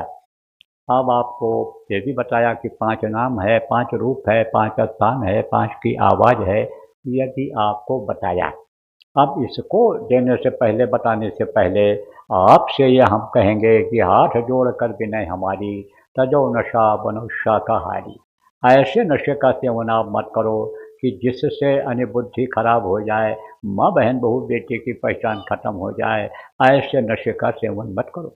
जो तेज नशा है, जैसे शराब है, गांजा है, भांग है, और सब इन्हीं तेज नशे वाली चीज़ों से नशे की गोलियां आजकल लोग बना दिए हैं, पाउडर बना दिया है, सिगरेट बीड़ी में भी भर करके लोग बेच दे रहे हैं। तो ऐसे नशे का सेवन आप मत करो। और नौजवानों, नशे में अगर फंस जाओगे तो भविष्य खत्म हो जाएगा। भविष्य में कुछ नहीं कर सकते हो आप, कोई भी काम नहीं कर सकते हो, चाहे भौतिक काम हो चाहे आध्यात्मिक काम हो, उसमें आप सफल नहीं हो सकते हो, क्योंकि आदत बन जाएगी आपकी। और नशे की आदत जब बनेगी, तब नशे की जब आदत बनती है तो ये जो 3 का एक तरह से जोड़ी है कि जैसे ब्रह्मा विष्णु महेश हैं, जैसे आकाश पाताल और स्वर्ग है, ऐसे ये 3 है। आप समझो समझो सतयुग त्रेता द्वापर, ये जैसे ये सब है, ऐसे संबंध है ये किसका? शराब, कबाब और शबाब तीनों लौटा जाती है, और उसी में अस्तित्व खत्म हो जाता है। तो नशा का सेवन मत करना आप लोग, ऐसे नशे का सेवन मत करना कि जिससे होश में न रह जाओ। और ऐसी चीज़ों को मत खाना कि जिससे यह मानव मंदिर गंदा हो जाए, अंदर उस मालिक के बैठने का स्थान सिंहासन गंदा हो जाए। तो इसके मानव मंदिर के अंदर में आप किसी भी पशु और पक्षी का मांस मत डालना, नहीं तो ये गंदा हो जाएगा और खून आपका जब बेमेल हो जाएगा तब तरह तरह की बीमारियों से ग्रसित हो जाओगे। आजकल बीमारियां घर घर में क्यों बढ़ रही हैं? मांसाहार की वजह से बढ़ रही हैं। अंडा के बारे में कल बताया था, बहुत गंदी चीज़ होती है, उसके खाने की वजह से बढ़ रही हैं। इसलिए इन चीज़ों को आप लोग मत खाओ। क्या खाओ? भगवान ने बनाया है, क्या बनाया है? मेवा मिष्ठान जिसको कहते हो, सूखा गीला फल। यही तो हजरत मोहम्मद साहब ने कहा था कि तुम्हारे लिए मैंने अनाज बना दिया, तुम्हारे लिए मैंने सूखा गीला फल बना दिया, तुम्हारे लिए खजूर बना दिया, तुम्हारे लिए ये पानी और ये सब चीज़ें बना दी मैंने। ऐसे जानवरों को बना दिया जो दूध देते हैं, दूध पियो, घी खाओ, और तुम इनका मांस मत खाना। बिस्मिल्लाहिर्रहमानिर्रहीम कहा वो मालिक रहमान है, नाराज़ हो जाएगा अगर उसके रूहों को आप सताओगे, मारोगे। बहुत लोगों ने कहा, हदीस में लिखा है, नानक प्रकाश में लिखा है, आप समझो कि जो रक्त लागे कापड़े जामा होए पलीत, और जो रक्त पीवे मानुषा क्यों क्यों निर्मल चेत, सब तो लिखा हुआ है। आपने समझो मांसाहारी, कबीर साहब ने कहा, मांसाहारी मानवा अत्यक्षराक्षा संग, इनकर संगत जो करे पड़े भजन में भंग। तो सब कुछ लिख दिया। हाँ, आपको कोटिन जन्म यहाँ तक लिया, कोटिन जन्म गिद्ध उतारा, मांस मछली का जो करे आहारा। तो अब आप ये समझो कि मनुष्य के लिए क्या बनाया? जड़ चीज़ों को बनाया। जड़ उसको कहते हैं जो एक जगह से दूसरी जगह आ जा न सके, उसको जड़ कहते हैं। तो ये धान, गेहूँ, चना, ज्वार, बाजरा, मक्का, ये सब जड़ है। और चेतन कौन है? ये मुर्गा, भैंसा, बकरा, ये आप समझो घोड़ा, गधा, ये सब क्या है? ये सब चेतन हैं। तो मनुष्य जो है चेतन को खाने का अधिकारी नहीं है। कुछ चेतन को बनाया, किस लिए बनाया? कि ये भाई सफाई करेंगे, ये यानी समझो कि शुद्ध वातावरण को बनाएंगे, उसके लिए मांसाहारी जानवरों को उन्होंने बना दिया है। जैसे मान लो कोई बिल्ली मरी पड़ी हो, जैसे मान लो कोई आपका चूहा मरा पड़ा हुआ हो, तो कुत्ता उसको खाएगा, गिद्ध उसको खाएंगे और जानवर खाएंगे, लेकिन इनकी बनावट अलग है। ये जो मांसाहारी जानवर होते हैं, इनके नाखूनें नुकीली होती हैं और आदमी की गोल होती हैं। और आप ये समझो कि आदमी की आँखें ये लंबी होती हैं और उनकी गोल होती हैं और रात को चमकती हैं, रात को दूर तक उनको दिखाई पड़ता है। और कोई जानवर बैठा हो, आँखें चमकी रात को, तो समझ लो जानवर बैठा है और दूर तक रात में उनको दिखाई पड़ता है। और उनकी आँख देर में खुलती है, पैदा होने के कई दिन के बाद आँख खुलती है। और मनुष्य की बच्चे की आँखें तुरंत खुल जाती हैं, उनके बच्चों की आवाज़ भी बाद में निकलती है। और मनुष्य का बच्चा पैदा होते ही रोता है। आप ये समझो कि उनके जो दांत होते हैं वो एक ही बार जमते हैं और एक ही बार निकलते हैं। और मनुष्य के बच्चे की जो दांत होते हैं, एक बार जन्म के दांत निकल जाते हैं और दूसरा फिर जमाव होता है। ये सब लक्षण हैं। और भी बता दें, पसीना इनके नहीं होता है, मनुष्य के पसीना होता है। ये पानी चाट कर पीते हैं, मनुष्य पानी खींच कर पीता है। इनके बच्चे बहुत जल्दी माँ के पेट में बन जाते हैं और मनुष्य के बच्चे यानी 9 महीने में तैयार होते हैं। तो अलग अलग समझो कि कुदरत ने बना दिया है। अब कुदरत के नियम का खिलाफ जब काम करोगे तो कुदरत सजा देगी। इस समय जब कुदरत के नियम के खिलाफ आप काम करने लग गए, उनके जीवों को सताने मारने लग गए, तब इस समय पर आगे मुसीबत बड़ी बड़ी, आगे तबाही बड़ी बड़ी। अभी तबाही आपने देखा क्या? आपने क्या देखा कि अभी यहाँ पानी बरसा है? देखना पानी कैसा गिरता है, देखना खुद दिन में कि कितनी तेज हवा चलती है, कितने तूफान आते हैं, कितने पेड़ गिरते हैं, कितने जानवरों का नुकसान होता है, कितने लोगों का घर गिरता है, क्या होता है। ये कहाँ देखा अभी आपने? अभी देख लेना इन पहाड़ों को, यहाँ कहते हो बहुत सुरक्षित जगह पर हैं। हिमाचल वाले भी देख लेंगे और आप लोगों को भी दिखाई पड़ेगा। अभी क्या आपने देखा? अभी तो समय खराब आ रहा है, अभी तो बचत का उपाय बताया जा रहा है, अभी थोड़ा सा मौका वो दिए हुए हैं। अभी अगर हम आप समझो बोलना बंद कर रहे हैं और आप भी प्रचार करना अगर बंद कर दो तो देखो अभी क़यामत कैसे आती है। अभी दिखाई पड़े। अभी अगर आप चाहो लोगों को बचा लो, जैसे विभीषण का घर बच गया था, जैसा ध्रुव प्रहलाद बच गए, ऐसे भक्तों की रक्षा होती है। लेकिन कब? जब आदेश का पालन लोग करते हैं तब। तो आप अगर आदेश का पालन करोगे, लोगों को अगर आप जय गुरुदेव नाम की ध्वनि बुलवाओगे, लोगों को सुमिरन ध्यान भजन जो बताया जा रहा है इसको करवाओगे करोगे, तो आपकी रक्षा हो सकती है, बचत हो सकती है, गांव के लोगों की बचत हो सकती है। नहीं तो कोई गारंटी अब नहीं रह गई। अब तो वो कुछ करके दिखाने के मूड में हैं। अब कहने का वक्त खत्म हो गया, अब तो करने का समय आ गया है। इसलिए इस बात को सब लोग आज समझ लो, चाहे ये वार्निंग समझ लो, चेतावनी समझ लो, चाहे ये हमारी प्रार्थना समझ लो। भविष्यवाणी तो हम नहीं करते हैं, लेकिन भविष्य के बारे में जो हमको लगता है जानकारी हो जाती है, हम लोगों को अलर्ट जिसको कहते हो, होशियार जिसको कहते हो, चेतावनी जिसको कहते हो, वो दे दिया करते हैं। तो आपको बताते के जा रहा हूँ। तो मांस मत खाना, सख्ती से कहता हूँ आज, मांस मत खाना, और शराब या शराब जैसे तेज नशे का सेवन मत करना, और दूसरे की माँ बहन को गलत नज़र मत देखना, बच्चियों दूसरे पुरुष के साथ बुरा कर्म मत करना, नहीं तो सज़ा मिल जाएगी। ये बात समझ लो, फिर कोई बचत का उपाय नहीं रह जाएगा। और यहाँ भी अगर कुछ दिन के लिए आप बच गए तो शरीर छूटने के बाद फिर आपको सज़ा भोगनी पड़ेगी। साहब के दरबार में बदला कहीं न जाए, बदला आपको देना पड़ेगा। क्या समझे? राम झरोखे बैठकर सबका मुजरा ले, और जाति जैसी चाकरी वाको वैसा दे, हर कर्मों का फल मिलेगा ही। कर्म फांस छूटे नहीं केती करो उपाय, और सदगुरु मिले तो उबरे नहीं तो भटका खाए। ऐसे भटकते रहोगे, नरको 84 में चक्कर काटते रह जाओगे अगर बात नहीं मानोगे तो देता हूँ नामदान। समय ज़्यादा हो रहा है, मारो पालथी, पालथी मारो, बैठो। जो जो नाम बोलूँगा बोलना, और जब मैं बोलना बंद कर दूंगा तो आप भी बोलना बंद कर दें। फिर आपको समझाऊंगा। पुराने लोग दोहरा लो और नए लोग नामदान ले लो।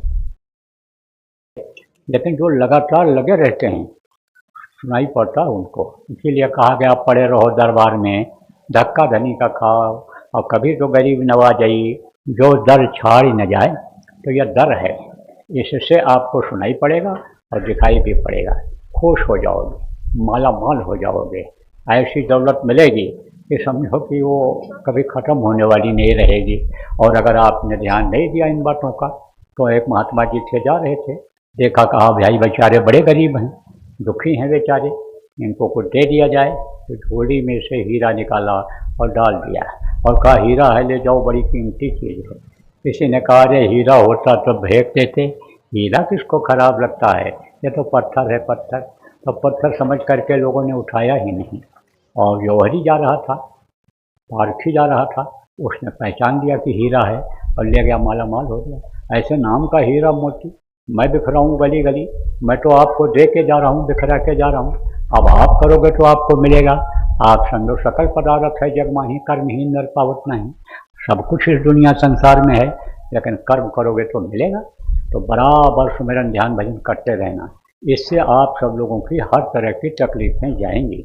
देखो, दैहिक दैविक भौतिक ताप होता है, रजोगुण तमोगुण सतोगुण जैसे ये ताप होते हैं, ऐसे दैहिक भौतिक ये सब ताप है। और ये ताप अभी आपको सताएगा, इससे बचत होगी आपकी, हर तरह से बचत होगी इससे आपकी। दैहिक कष्ट में भी तकलीफ में आराम मिलेगा, दैविक कष्ट जो होगा उसमें भी आराम मिलेगा, और भौतिक कष्ट होगा उसमें भी आराम मिलेगा। तो एक ही साधे सब है, एक इसको साध लो। और देखो प्रेम कि कहते हैं हिल्ला रोजी बहाने मौत, मौत कोई ना कोई बहाना लेकर आती है। और नौकरी काम मिलने को होता है तो कोई ना कोई माध्यम बनता है। जैसे अखबार में निकलता है कि भाई इतने पोस्ट खाली हैं, अप्लाई करते हो, सेलेक्ट हो जाते हो, इसी तरह से। तो ये झंडा लगा दिया गया है, इस झंडे से भी बहुत लोगों को फ़ायदा होता है। जो लोग सच्चे भाव से जाते हैं, श्रद्धा से जाते हैं, और झंडे के पास अपनी तकलीफ़ को कहते हैं, उनको भी फ़ायदा होता है। करके देख लेना, करके देख लेना वहाँ पर। तो ये आपके संदूक फायदे वाली चीज़ सब की जा रही है कि किसी न किसी तरह से लोगों के समझ में आ जाए और दुख दूर हो जाए। तो सब मर्जों की एक दवाई, और सुमिरन ध्यान भजन करो मेरे भाई, यह तो आपको बता ही दिया गया। लेकिन ये छोटी मोटी चीज़ें जो हैं, अब उनको दूर करने के लिए, तकलीफ़ों में राहत के लिए, ये सब करवा दिया जाता है जगह जगह। हर जगह नहीं लगता है, ये कहीं कहीं झंडा लगाया जाता है जहाँ ज़्यादा फ़ायदा लोगों को दिलाने को हुआ करता है। तो ये अभी 1 घंटा यहाँ रहेगा, 2 बजा है, 3 बजे के बाद ये लोग खोल देंगे।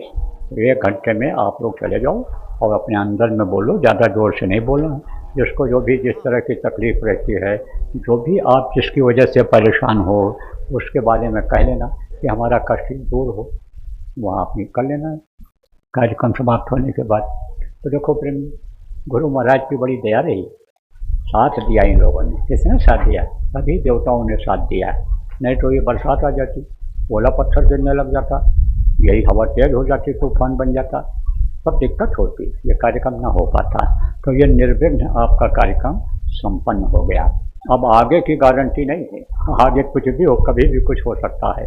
तो ये सब आगे यानी समझो कि यानी ये जो कार्यक्रम संपन्न हुआ, यह दया हुई सबकी, और यहाँ के लोगों ने, यहाँ के अधिकारियों ने, यहाँ के डायरेक्टर प्रिंसिपल ने, यहाँ के बच्चों ने, यहाँ के समझो कर्मचारियों ने, कॉलेज के, उन्होंने तो मदद किया ही, लेकिन अधिकारी और कर्मचारी और शहर के लोगों ने यानी मदद किया।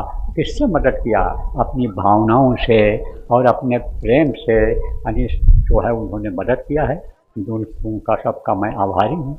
और प्रचारक यहाँ पर आए, प्रचार किए, आपको खबर दिए, व्यवस्थापक यहाँ पर आए, व्यवस्था किए, हम सब के आभारी हैं।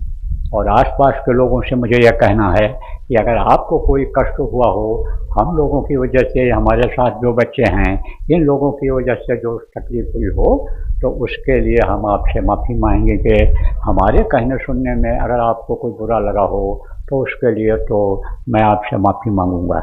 और देखो प्रेम, हम तो आपको याद करते रहेंगे, हम तो आपकी आत्माओं से हमको प्रेम हो गया, शरीर से हमको नहीं, आत्मा से प्रेम हो गया है, तो हम तो आपको याद करते ही रहेंगे। आप लोग भी याद कर लिया करना, आ जाना कभी, और स्वास्थ्य सही रहेगा तो हम आ जाएंगे। कोई ऐसी बात नहीं है कि हम निराश हों। और पहले मैं आया था कई जगहों पर, यहाँ मैंने कार्यक्रम किया था, द्वाराहाट तो नहीं हो पाया था, लेकिन आपके अल्मोड़ा, बागेश्वर, पिथौरागढ़ और उधर बहुत जगहों पर मैंने किया था। अब भी मांग है लोगों की, आप ये समझो पिथौरागढ़ और उधर कई जगहों पर मांग है, तो अब आप ये समझो इस समय तो नहीं हो सकता है, बाद में देखा जाएगा, कभी देखा जाएगा। आप लोग जो चाहते हो, आपने दरख्वास्त दे रखा है, दरख्वास्त आपका सिर माथे है, लेकिन जब मौका मिलेगा तब किया जाएगा। तब तक के लिए आप लोग जो बताया गया है इसको करते रहो, अच्छा समाज बनाओ, अच्छे लोगों को इकट्ठा करो, किसी की निंदा बुराई मत करो, किसी राजनेता की नहीं, किसी धार्मिक नेता की नहीं, किसी पंडित मुल्ला पुजारी की निंदा मत करो, धार्मिक ग्रंथों की यानी मज़हबी किताबों की निंदा आप मत करो। आप सबके प्रति श्रद्धा प्रेम रखो, सबके अंदर उस मालिक की रूह है, तो उसको समझ करके सबसे प्यार करो। और आप आज जो मेहनत करते हैं आपके लिए, आपके विकास के लिए, आपकी रक्षा के लिए, आप उनको बौद्धिक रूप से सहयोग दे दो, मानसिक रूप से सहयोग दे दो। आप उनके काम में बाधा मत डालो। नियम कानून जो बना है वो आपके लिए ही बना है, आपके रक्षा के लिए, रोटी रोजी के, या आपकी ठीक से चलता रहे, इसलिए आप ही के लिए बना है। नियम कानून का पालन करो और देश को अपना समझो, देश की संपत्ति आप अपनी समझो।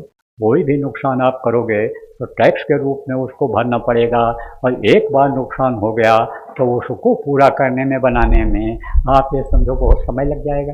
इसलिए आप समझो उसका पर ध्यान करो, ध्यान दो, और किसी भी जीव की हत्या न हो, इस चीज़ का आप ध्यान रखो, नहीं तो उसके पाप से आप दबोगे तो पापों का फल तो भोगना पड़ेगा ही।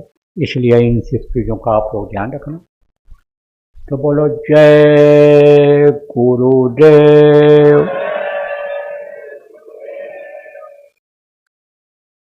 विनय करूं मैं दो कर जोरे, सतगुरु द्वार तुम्हारे। विनय करूं मैं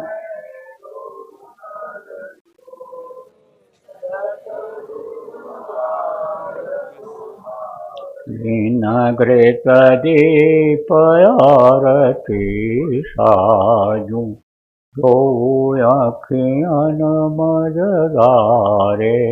विनग्रत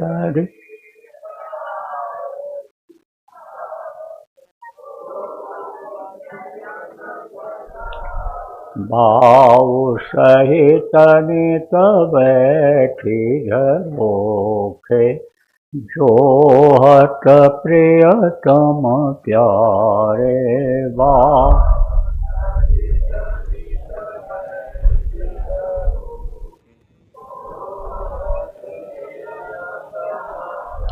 अगध्वनि सुनहु श्रवण हे अपने मन के काज विसारे।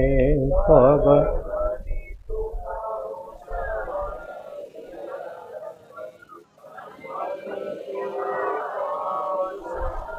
जागी सुरत पियत चरणामृत पियत पियत होई न्यारे। जा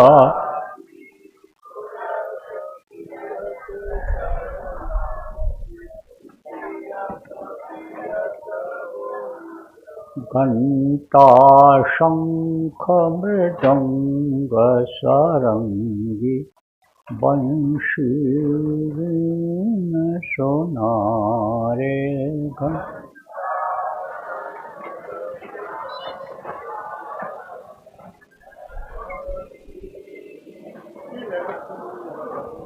जय गुरुदेव आरती करती गावत जय जयकारे। जय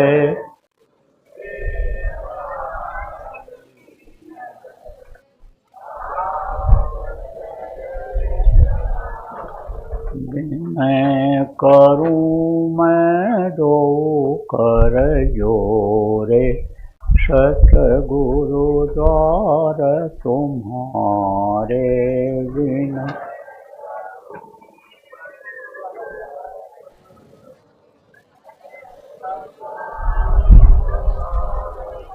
दाता द्वार तुम्हारे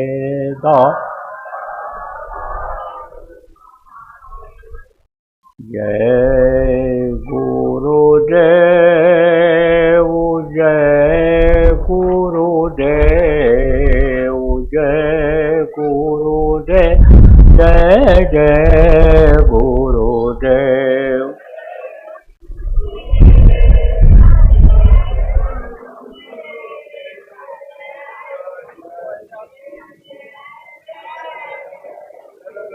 जय गुरुदेव जय गुरुदेव जय गुरुदेव जय जय गुरुदेव।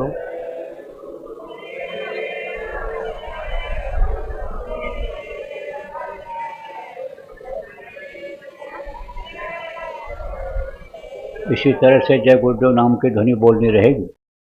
तो आप लोग जो यहाँ की बच्चियों हो माताएं, आप लोग अपने अपने यहाँ शुरू कर दो और आसपास के लोगों को भी बुला लो, बहनों को माताओं को, और उनको भी बुलवाओ। खुद उनको बोलने लग जाएंगे, अच्छा लगने लगेगा। आपके यहाँ अगर जगह है तो आप बुला लो सबको, वहाँ ये चालू करा दो। और इसी तरह से जो पुरुष लोग बैठे हो आप चालू करो, नहीं तो रह जाएगा ये। इसका अभियान, इसकी योजना चाहो तो यहीं बैठ कर के बना लो। सब लोग पूरी योजना बनाओगे और जिम्मेदारियाँ बांट दोगे। जिम्मेदारी बांट दो, आप लोग ले लो जिम्मेदारी कि हम लोग कराएंगे, तो नाम ध्वनि शुरू करा दो। समझ दो, नहीं है अभी तो 2 ही घंटे की शुरू करो, फिर उसके बाद 24 घंटे की कर लेना, फिर 3 दिन की 72 घंटे कर लेना। हो जाएगा मालिक की दया से। कोशिश करो, आगे बढ़ने की कोशिश करो। बोलो जय गुरुदेव।